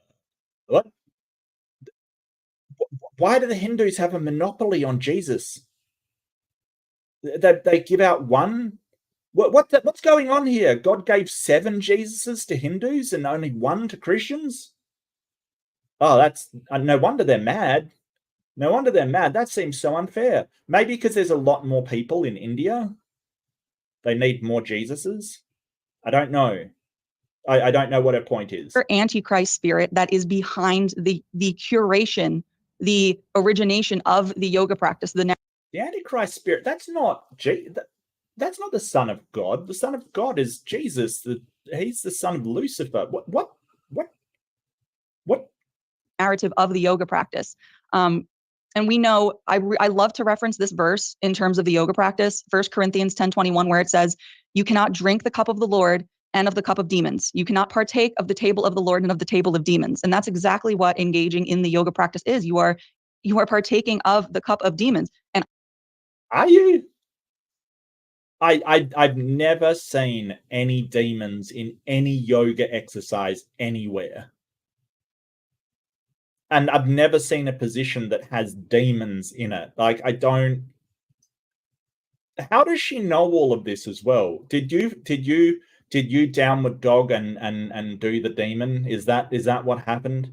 Were you doing the warrior position and suddenly you were fighting a demon? I want to know. I want to know so bad. I don't care how dramatic it sounds. That's what scripture says. And when you look at the history, when you look at the narrative of yoga, when you look at the foundations, it is demonic. It is pagan. It is not of God. It is of devil. Because if it's not of God, it's of the other guy. If it's not of God, it's from the other guy. Yeah, this is sort of, we call this in sort of when we're thinking about things, black and white thinking. If it isn't one thing, it has to be the other. Well, no, it doesn't. It can be neither. Like, that's not mutually exclusive. The problem with this is people will be rejecting perfectly normal, natural things because it's not of God kind of thing. You know, your kid climbs a tree. Well, it's not of God. Like, what do you mean? It's so weird. It's so, like, most people don't think this way. They don't think, well, unless this is part of my religion, it is evil. This is where fundamentalism gets you. It's that everything that is not my religion is necessarily bad, without thinking, okay, there's things that are good, there's things that are bad, and things that don't really matter at all. That's the correct way to think about this. You know, just like with any moral situation, there are things that are moral, there are things that are immoral, and there are things that are amoral that don't have an impact on anything. You know, it might be moral to work hard and contribute to society. It might be immoral to, you know, leech off society and sort of, you know, do horrible things to people. It might be amoral to sit down and read a book occasionally. It doesn't make you good. It doesn't make you bad. It just doesn't. But this black and white thinking leads to problems with the way that you think about things, you know, because down this path, when you go down this path, you will start thinking, if someone is not following God, they are of the devil, and therefore they are evil. And that's how they get religions to do these horrible things to people. And later on, they will look back at you and say, well, they were never a true Christian.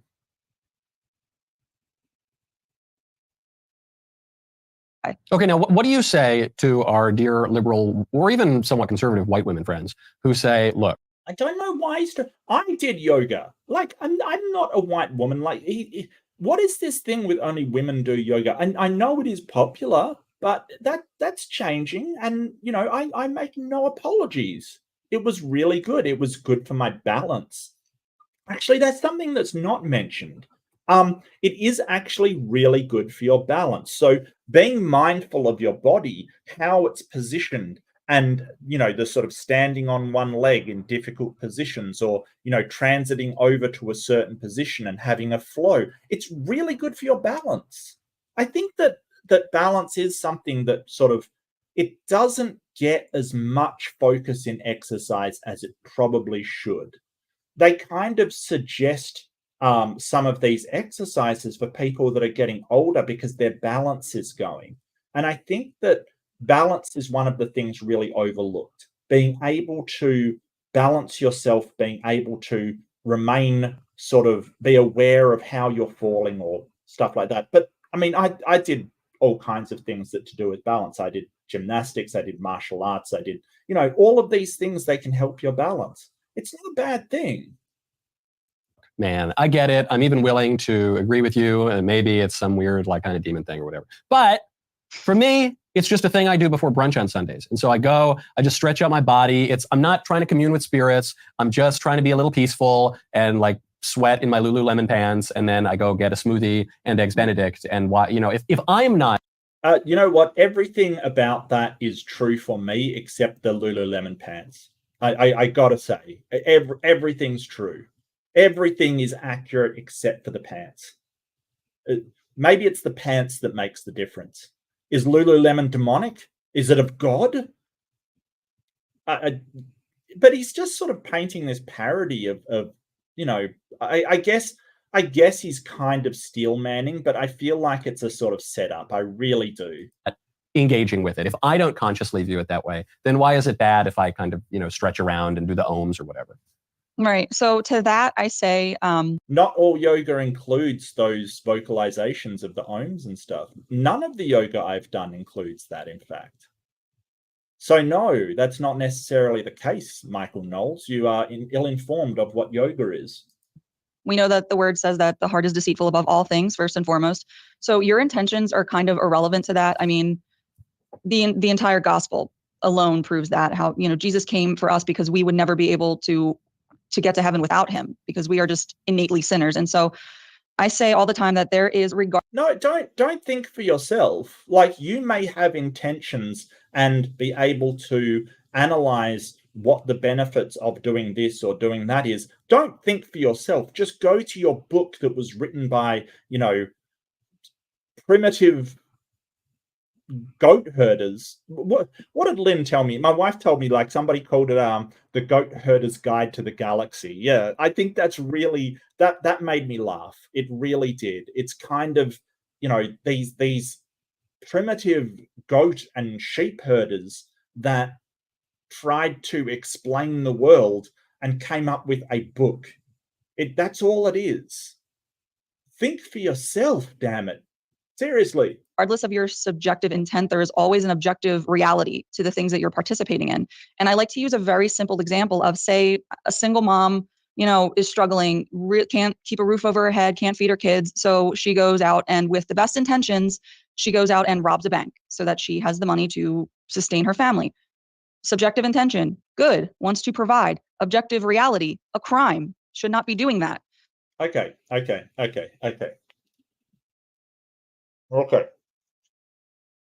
I love your little foray into consequentialism here, but that's still wrong. Okay, but if your family is starving, so you're kind of saying, hey, just let your children starve. Just let them starve. Yes, robbing a bank is probably a bad idea. Yeah, I got you.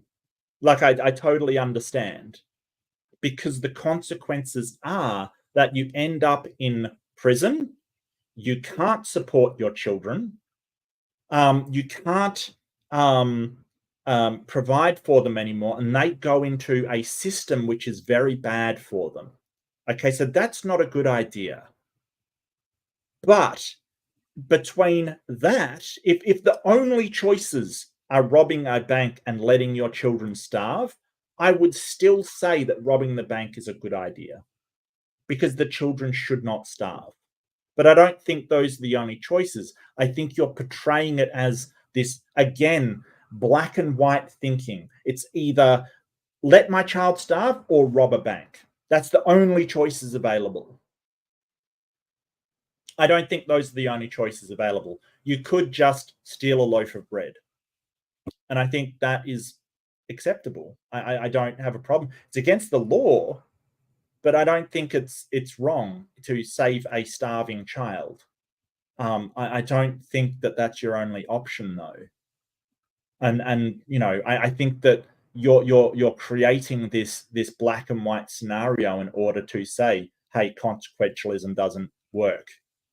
Well, would you let the child starve? So you would just have a dead child. Is that a better outcome? Oh, but they're going to get to heaven. Are they? I don't know that.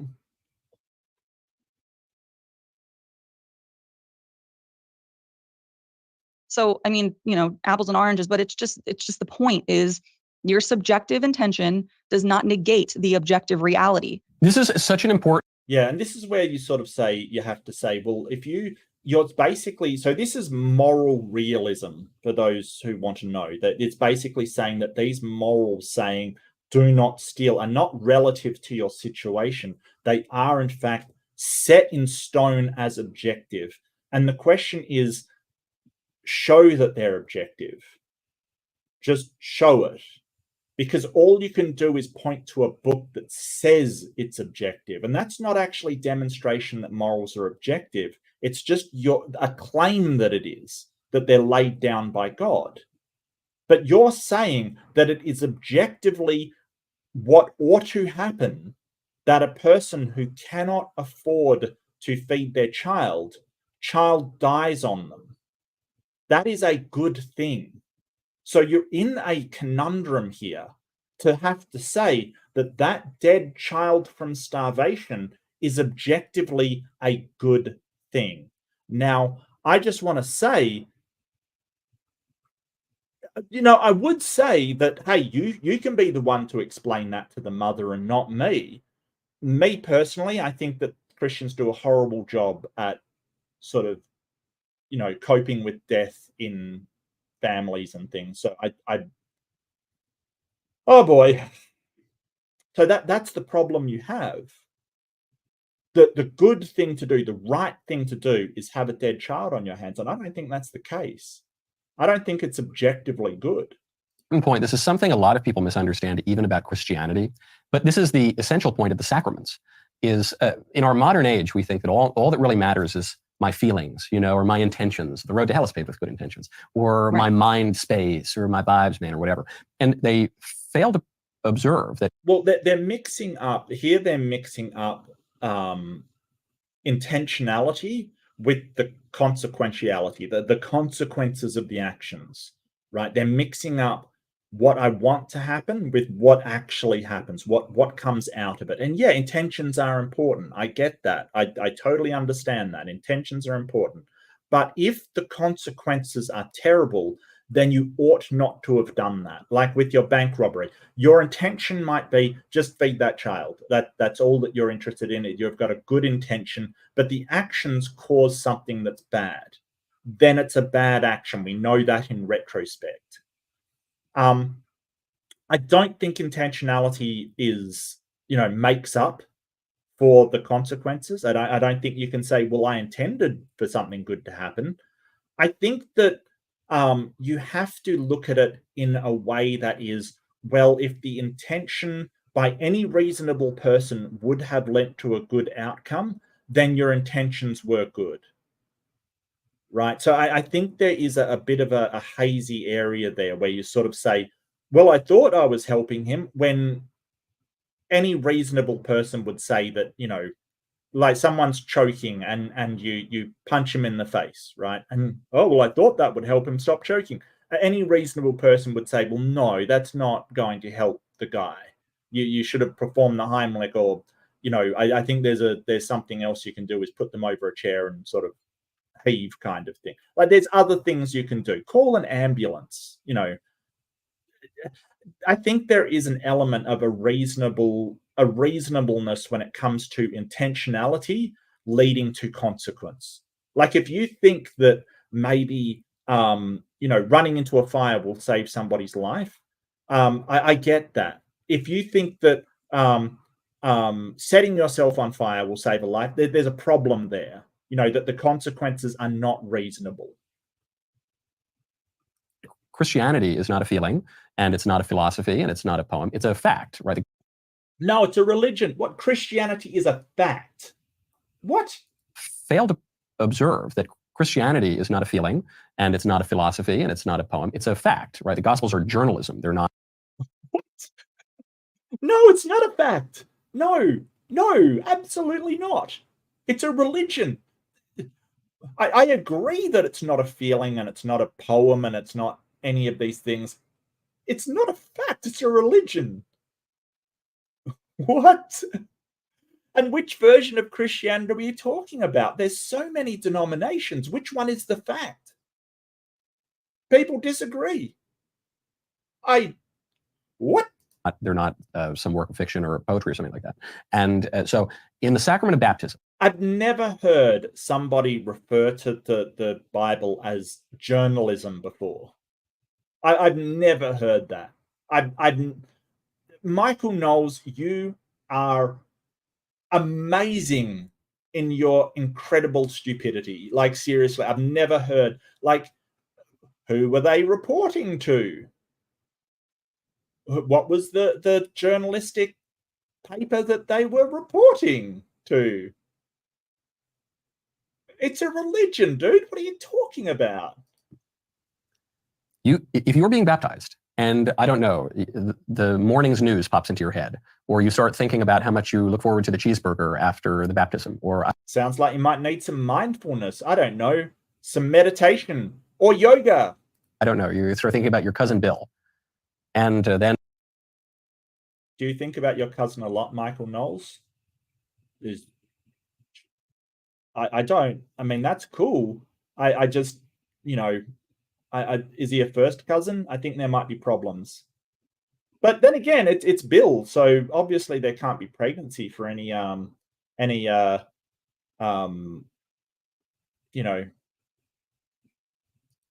priest baptizes you. And you say, oh no, did it take? I don't know. I wasn't in the right mind space, man. What people are confusing is the preeminence of objective reality. Oh, the irony. Oh, the irony. Am I in the right mind space? What people are confusing is the existence of reality. I'm sorry. The reality of your magic water.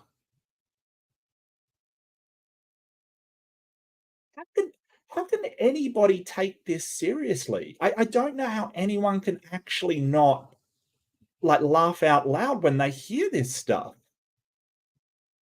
Really? over subjective feeling. The person who is doing the acting in baptism is not you. It's the Holy Spirit. That's the point. When Christ goes and he heals the sick, it's not the sick who are acting, it's Christ who is acting. When the priest forgives sins, who sins you forgive and forgiven, who sins you retain and retain, it's not you who is acting. I mean, you're penitent, obviously, you're requesting absolution, but it is outside of you. And that is. Yeah, and it's kind of like, well, you know, when you get forgiven by God, you have a feeling of being forgiven, but you're trying to equate it to objective reality. Like, what? Where is this Holy Spirit? Can you show it to me? If it's so objective, where is it? Oh, it lives inside of you. You mean like feelings? Yeah, I think that the Holy Spirit is just sort of code among Christians for feelings, you know, like they just feel stuff. It's very liberating. In a lot of New Age practices, you know it a lot better than I do. It seems like the whole point of it is just to focus yourself on yourself. And well, yeah, I mean, sometimes, yeah, but that isn't really the idea of yoga. It's more like things like meditation. It's more just existing rather than focusing. Like, you don't focus on yourself.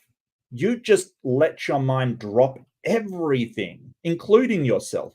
I mean, I've never gotten to any huge point in meditation or yoga or anything like that. I'm not a huge practitioner, but you know, you sort of forget about yourself. The whole idea is not to be anything. It's just to exist, and that's fine.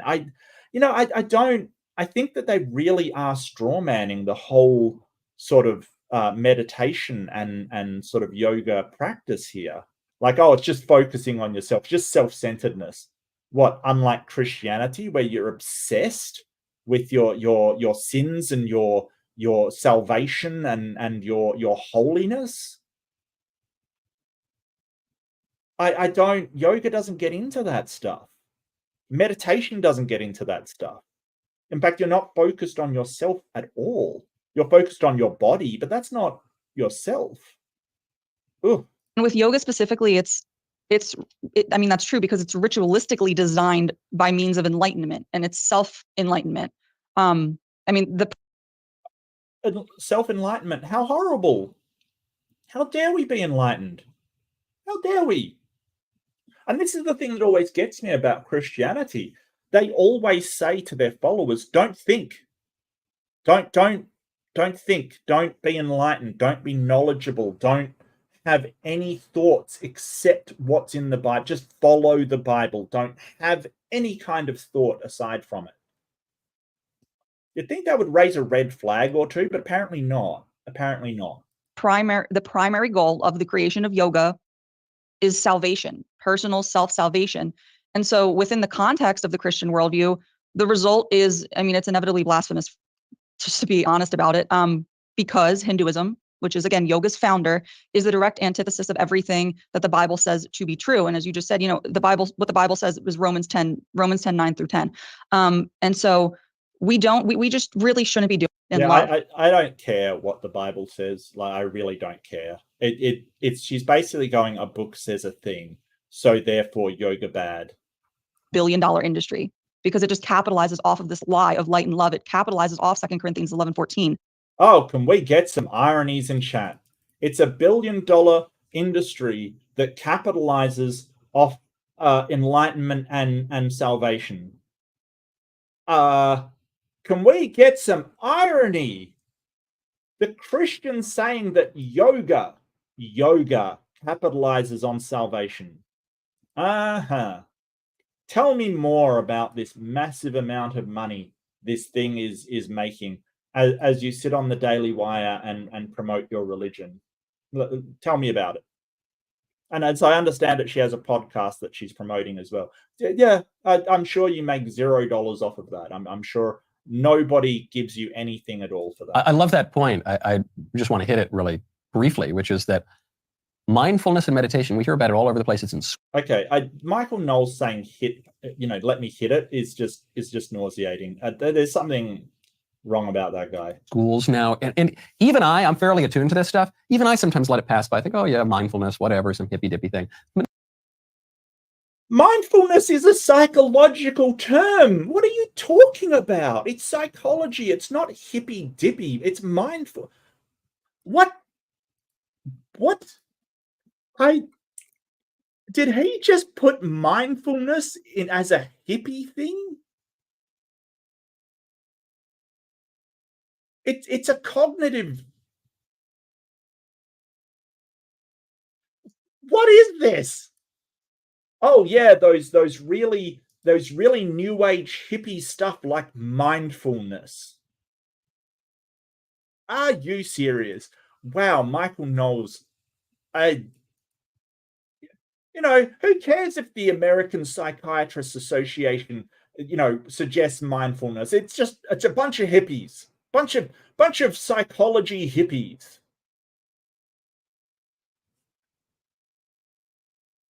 Yep, he said that. Now, of course, mindfulness and meditation, that's presented as light. That's presented as love. But of course, that isn't that. It is not presented as love, and it's not presented as light. What are you talking about? It's not presented as love. What? It's presented as a cognitive skill. It's cognitive. I want to get your take on the people who are with you so far. They say, okay, yeah, sure, it's demon stuff. Okay, maybe I shouldn't do it. Maybe it's weird if Christians engage in these liturgical practices of non-Christian religions. But aren't all people just kind of moving toward God? Meaning, maybe we think God is like a fire hose, and someone else thinks God is like a big tree trunk. But actually, we're all just kind of blind, and we're just grabbing different parts of the elephant, man. And so I'm grabbing the nose, and someone's grabbing the leg. But we're all kind of doing the same thing. Isn't that a lot less harsh? Isn't that a lot nicer and just kind of more inclusive and welcoming? Well, it goes back to what we were just talking about, like subjective intention versus objective reality, and how you even said Christianity is a fact. And it sounds harsh, but the truth often comes not. I kind of feel sorry for her. She obviously liked it a lot, and she's given it up for this. Why does he look so slimy? Why do you look so slimy, Michael Knowles? Why? Why do you look like a used car salesman watching somebody look to see if a car's dusty or not? Why? What is that? That is, you look like a predator, man. Like, that's horrifying. No, this is directly trying to, like, that yogi that was before, the Swami, that was basically saying, hey, we're all looking for the absolute one. And this is their counter to that, oh no, but we've got the objective reality. Yeah, but they say the same. So how do you tell the difference? Because you can't demonstrate this objective reality. You're basically going, well, that's just what it is. And this is where precept gets you. It kind of is just, oh, well, that's what it is. It's objective reality, whether we can show it or not. No, then I've got no reason to believe that at all. At all. I reject your claim because it has nothing to back it up. But these two, they just agree. Yep, it's objective reality. That doesn't make it objective. That just means you agree on something. Not easily taken. It's not always easy to hear what is objectively true. And as far as inclusivity goes, it's a moot point, because the truth is there is no such thing as oneness. All roads do not lead to God. The Bible says that broad is the road to destruction, but narrow leads to the gate. And so the narrow road is the Christian lifestyle. And I'm not saying that because I want to be right. I'm saying that because I know God's word to be true, because I know God keeps his promises. I know he is faithful. I know that Jesus is who he says he is when he says he is the way, the truth, and the light. Buddha said he. How do you know that? I'm really wondering how she know God keeps his promises. Like, how do we know that? I don't understand.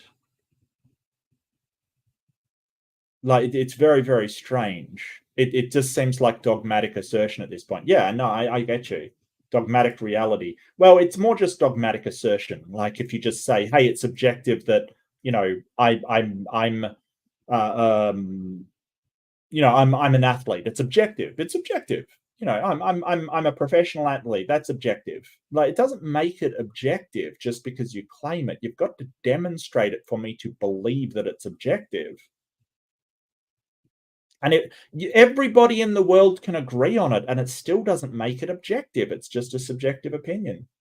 Is a truth seeker. Muhammad said he is a prophet of truth. Jesus said, I am the truth. And so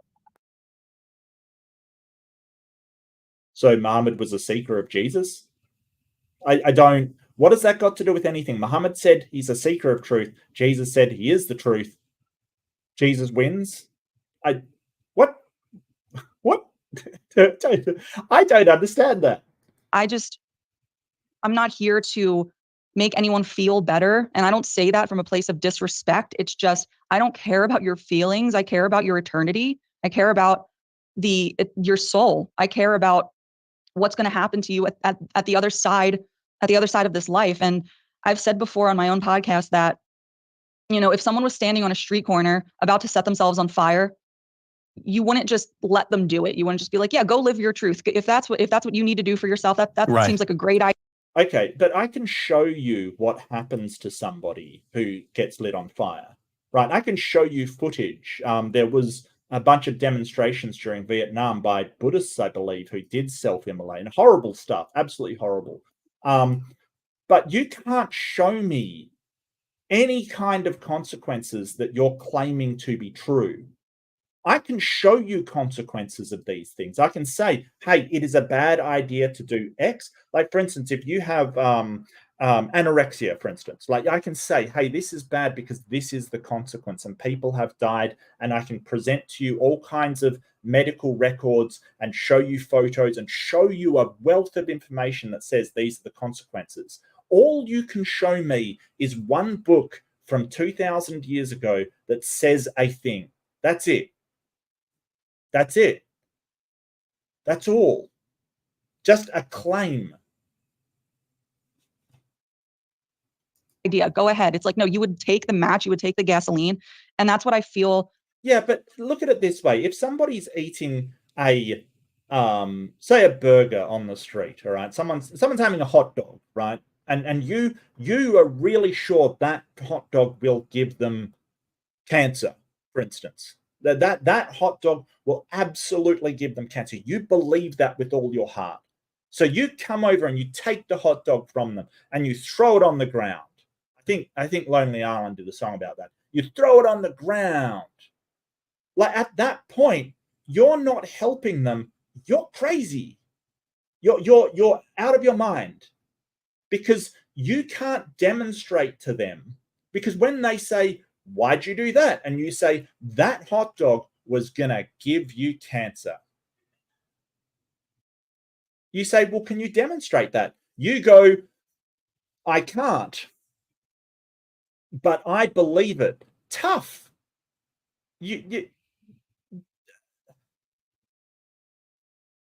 It's tough. Like, unless you can actually show consequence, then you don't get to claim these things and just sort of say, oh, well, I'm interested in your soul. Show me the soul. Show me the afterlife. Show me anything. But you can't. Most Christians, I won't say all Christians, because there are Christians that don't do it well, but most Christians that really want to demonstrate the gospel, when we tell you about the word of God, that's what we are doing. We are trying to take the match and the gasoline from you and tell you that there is a better way, because there is the way, and that is Jesus. Yeah, but we know what a gas and we know they're dangerous. You're claiming something that we don't even know is true, and you're saying it is objectively true because you believe it, which is not any reason to think something is objectively true. And NetTubius, you're right. She's irrational and potentially dangerous. Yeah, I get you.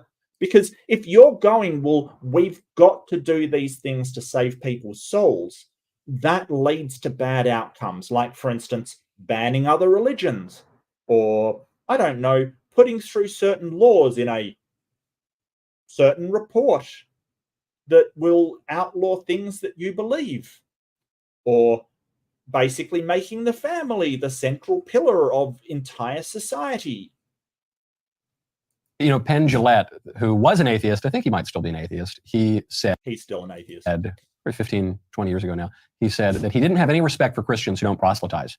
Because he said, if you really think that I'm in danger of hellfire, then I should hope you care enough about me to mention that I'm maybe on the wrong path. What do you make of this objection from Hamodo Dragon, who says, quote, everything I don't like is just the devil and demonic? Because sometimes it, when you talk about these things a lot, sometimes people think that you're just, No, it's even worse, because I think she did like yoga and like the practice, but just was convinced by somebody that it's demonic. I think she was indoctrinated. Maybe she was brought up in Christianity, and maybe that she got more fundamental as she went along. But I think somebody's indoctrinated her to think that yoga is this spiritual practice that's consorting with demons. And I think it's really sad. I think she's missing out in her life. That if she just goes, well, I'm not going to do the spiritual stuff, yoga's fine. It's perfectly fine. I think it's sad. I think it's really sad. And it's idiots like Michael Knowles that does this kind of thing. Claiming that everything that doesn't tickle your fancy is, a red guy with a tail and horns. It's like satanic panic, right? So sin, the things that we tend to like as human beings are often sinful. And that does come from our fallen nature, which comes from the result of a fallen world, which is the devil's doing, essentially the serpent in the garden. So, that's not necessarily a false thing to say. The things that we enjoy as human beings are often sinful, and thus they're demonic. If someone enjoys going out and getting drunk every night, that's demonic, because it's just a blatant sin. But not all things that we enjoy. That's demonic. Okay, so now alcoholism is demonic. Okay, this is a problem. This is a problem. Christians have got to stop putting these agency on things that are just illness. They have got to stop. Like, alcoholism is an illness. It's not a sin. It's not a demon. It's not a trial by God. It's none of these things. It's just an illness. And we have to treat it as such. This is really bad. Did you think that when we started on why yoga is bad from a Christian point of view, we would get to the point of labeling an illness like alcoholism demonic? This is where it leads. This is the problem. This is the danger, that we start going, okay, demons are the things that cause you harm in your life. And you will start to see demons everywhere, because there's a lot that causes you harm in your life. And I kind of really feel sorry for her, because she's going to see demons everywhere, because life is hard and things cause you harm in your life. They do. Boy, are that way. Maybe in this culture, it's so easy to. And that sort of explains a lot of why you get these Christians going, oh, well, you made me upset, you're a demon. It's because if you think that demons are everything that causes you harm in your life, you talk to an atheist and they make you upset, that's harming you, ergo, they're a demon. That's how it leads to this really bad thinking. This is terrible thinking. Fall into, because of concupiscence, it's so easy to fall into pleasures that are vicious. But if you practice virtue and you try to turn away from that stuff, then one can derive a great deal of joy from taking a walk in a park, playing music or something like that. Or doing yoga. How about doing yoga? Like just enjoying the exercise. Is that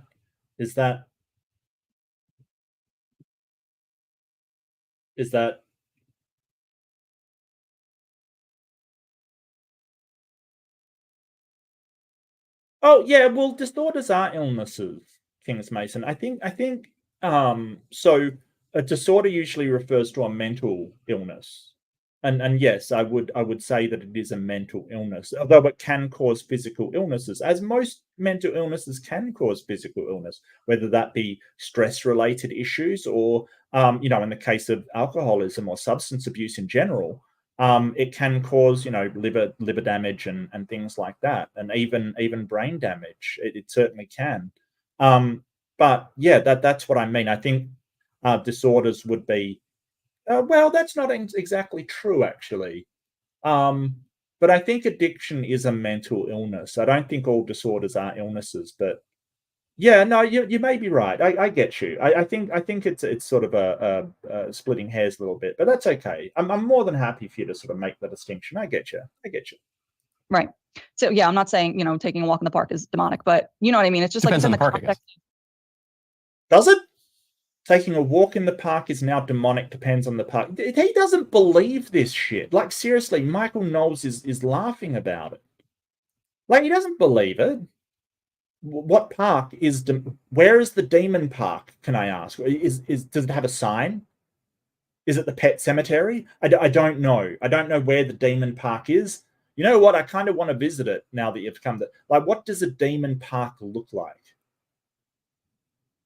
Is it Central Park? Is New York demonic? Is it Central Park? I don't know.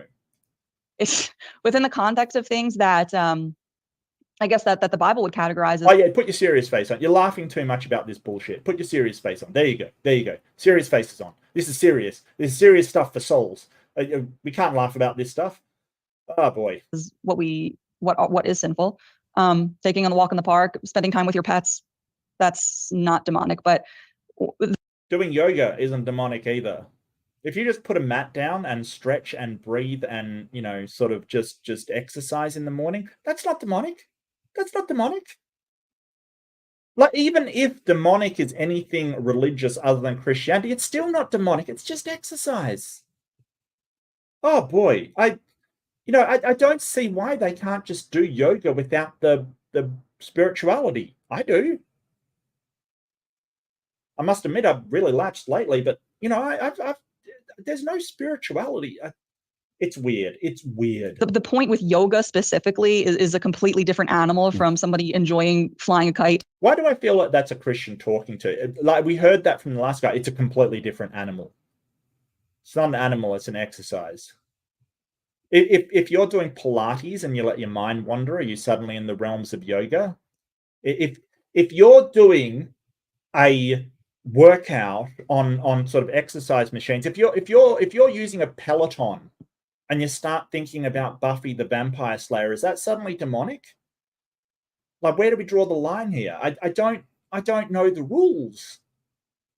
Sounds like you don't either. Taking a walk in the park, going parasailing, surfing, stuff like that. It's like, when the vine is pagan, the fruit cannot be holy. Yeah. Okay, cancel Christmas. Cancel Christmas. Cancel Easter. If the vine is pagan, the fruits can't be holy. That's it. Easter's over. Cancel Easter. Cancel it. Man, it's amazing how little she knows. It's amazing how little she knows about her own religion. Incredible.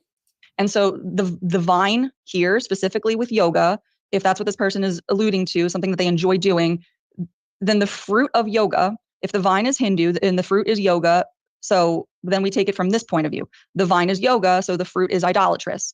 It's false worship. It's explicitly condemned in the word of God, and that just is what it is. Yes, well, it looks like you're not using numbers anymore, because sort of, you know, the Arabic system of numbering did not come from Christianity. It kind of came from Islam.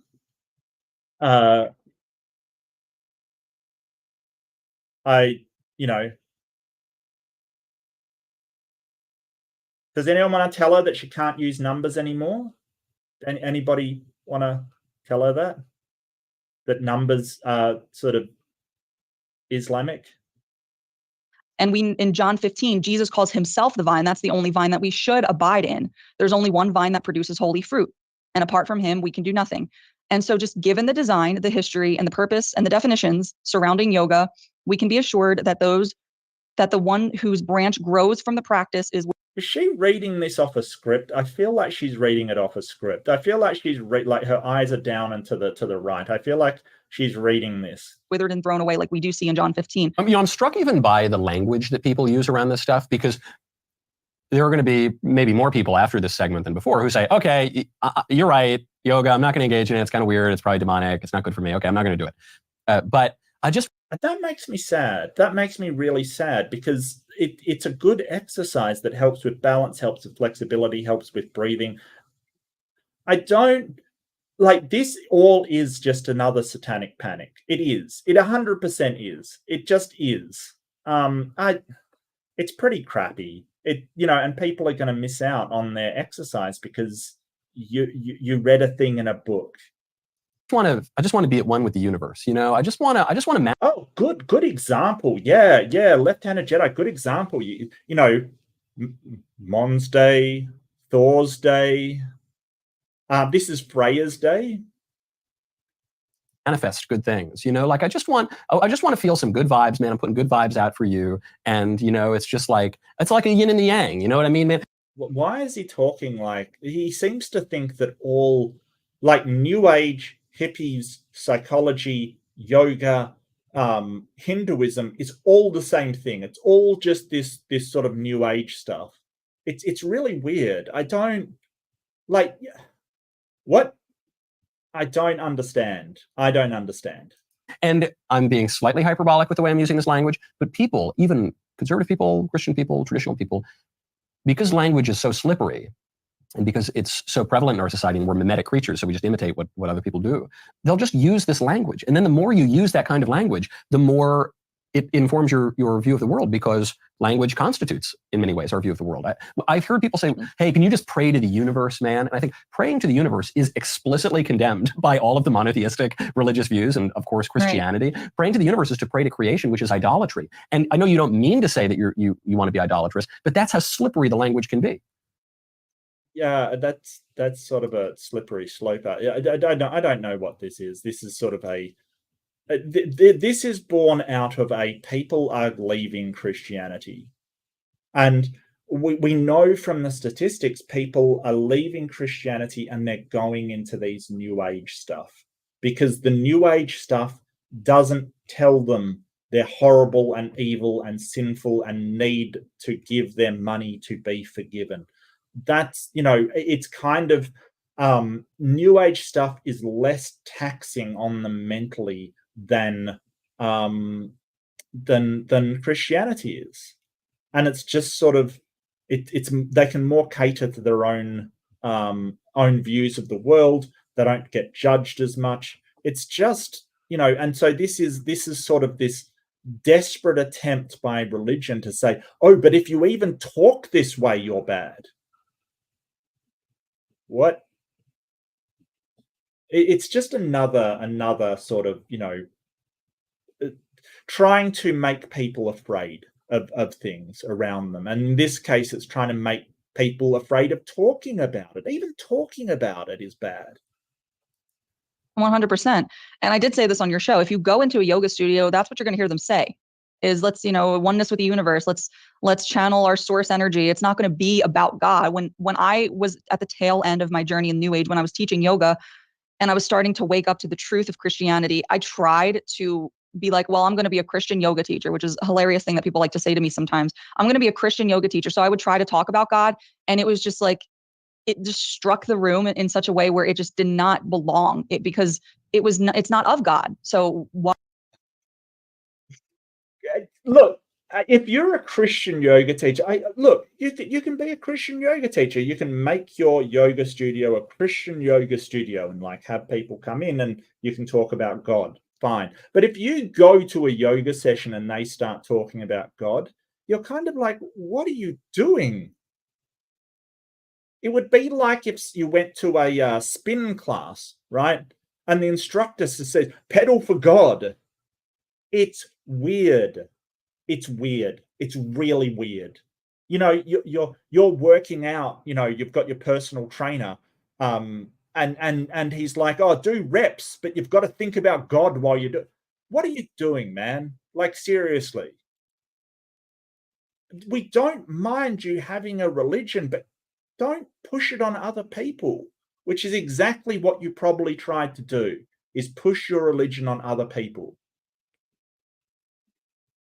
Like the yoga teacher I had, I said, hey, I don't want any of the spirituality stuff. They were fine with it. They didn't try to push it on me in any way.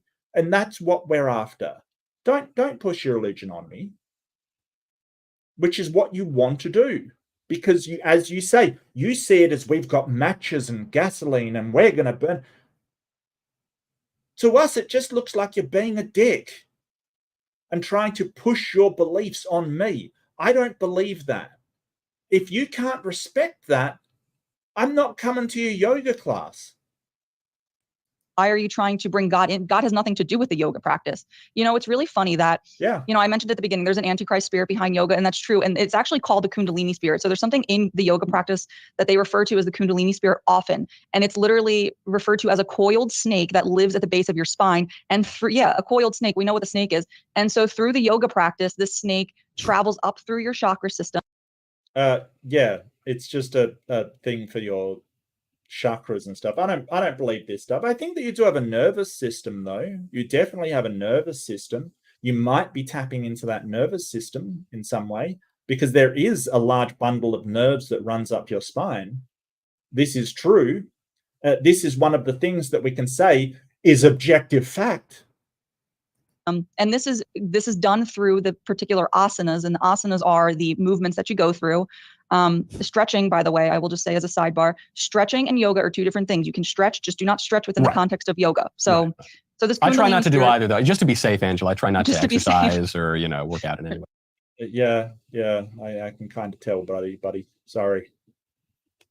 And that's okay. Like, stretching is great. Flexibility is good. When you get older, it will help.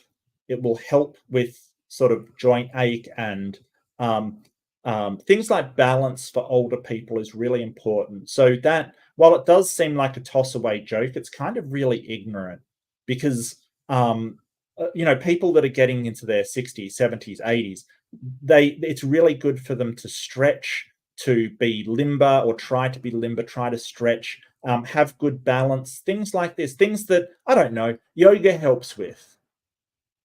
Just saying. There's plenty of ways to exercise without channeling ancient deities. I'll just be really careful, though. I'm going to be on the call. I'm going to err on. What? I thought everything had to be through God.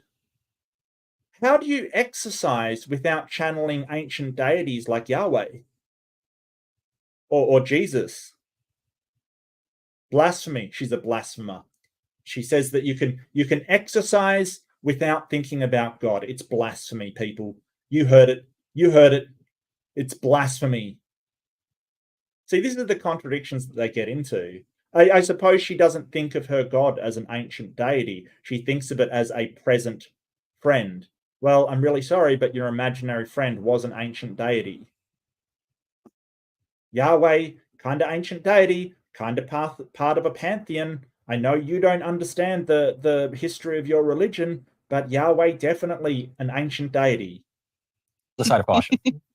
This snake travels up through your chakra system according to yoga, and it's done through the multiple poses and the asanas, and the intention with that snake traveling up through your spine and through all your 7 chakras up through your head is to align with a higher version of yourself. And so basically the Kundalini spirit is a counterfeit Holy Spirit.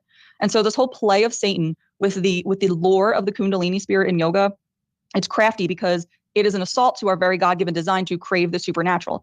God gives us these yearnings because we are created for a relational intimacy with our Creator, but too often we simply just don't want to invest the time, the fervent Bible study, or a prayer, or church going to really witness that. Oh, no. You talk about doing yoga for hours and hours and hours, and breathing and all of this stuff. People have never exerted effort in yoga. Completely lazy people doing this yoga exercises. Yeah, no, they should have done study of the Bible instead. What? And so the timing with the Holy Spirit is always in God's hands. It's not by our demand. And so then here comes the false prophet of the Kundalini spirit, of this lore of the yoga practice that's like, oh, I can have it right now. And so yoga is just like a deception within that context. And it's funny.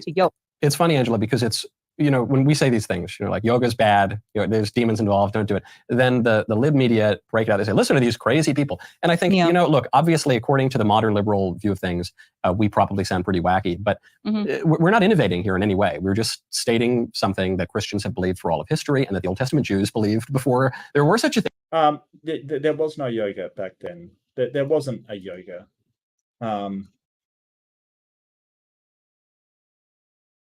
I'm just going to do a poll because I feel like it.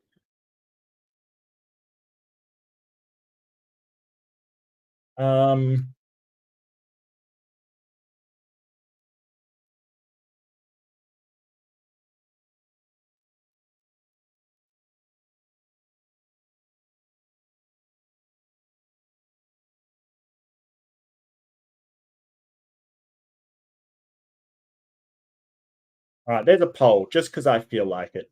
Just because I feel like it. As Christians. And so when you zoom out beyond the myopia. Oh, it's good for exercise. I'm not sure about self-defense there, champ. You know, it's okay. It's all right, I guess. It's okay against untrained people. Tai Chi, yes. Untrained people, yes. I'm not sure that it's particularly effective, but better than nothing. I'll put it that way. Yeah.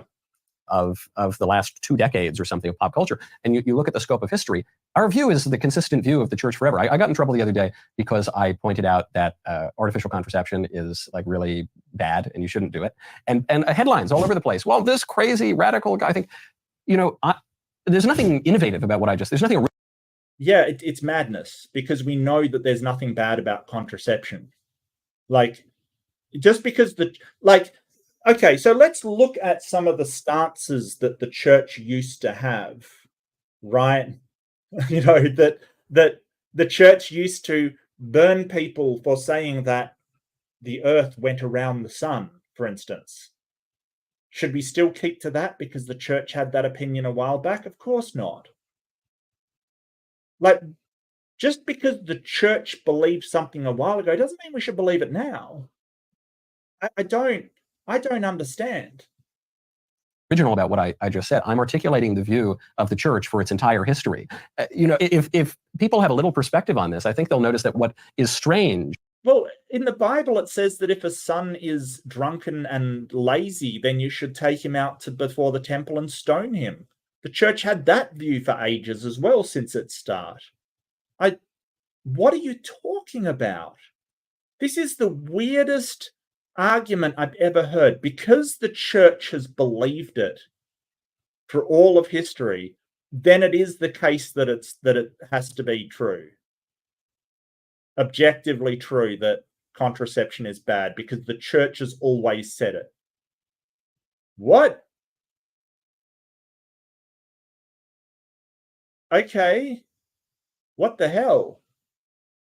The church has always supported the burning of witches as well. Let's refer to Salem, the Salem witch trials. Does that mean we should keep that one as well? What the hell?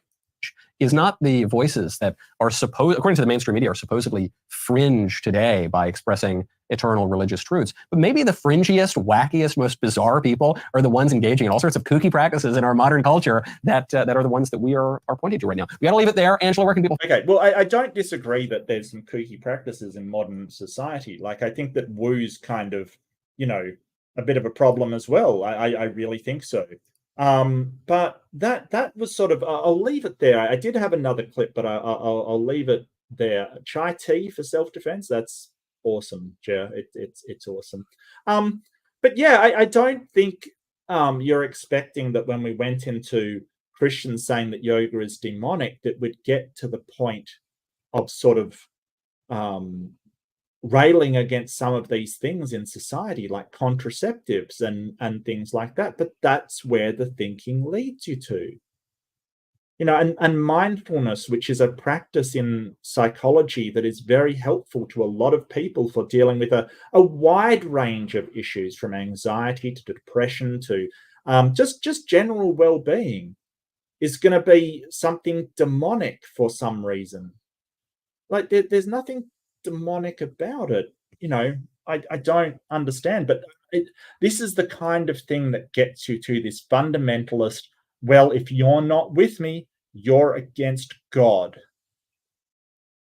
And in order to save you, I'm going to do something bad to you. That's where it gets you. This kind of thinking is really sloppy, really dangerous. It's really horrible. And this is why we've got to work on critical thinking, why we've got to work on, okay, well, what are the consequences for our actions? And can we actually demonstrate that the consequences exist? If someone's telling me, hey, don't work out at your gym or else you're going to be jumped by a whole load of people afterwards, is that a reasonable consequence? Is that something reasonable to believe? It's not.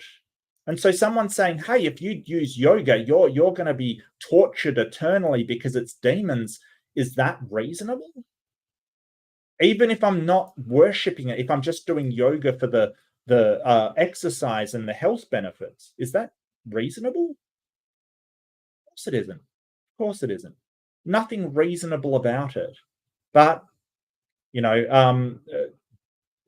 these churches, these religions, they prey on people fearing. They hope and fear. That's what they're after. They're kind of they make you afraid of these things, and then they offer you hope in exchange for your devout following and a tithe of money. Let's not forget that. But thank you so much for the poll. Looks like walking on water. Yep. I gotta say, hanging on the cross has got to be my favorite. Just it seems like it'd be easy, sorry,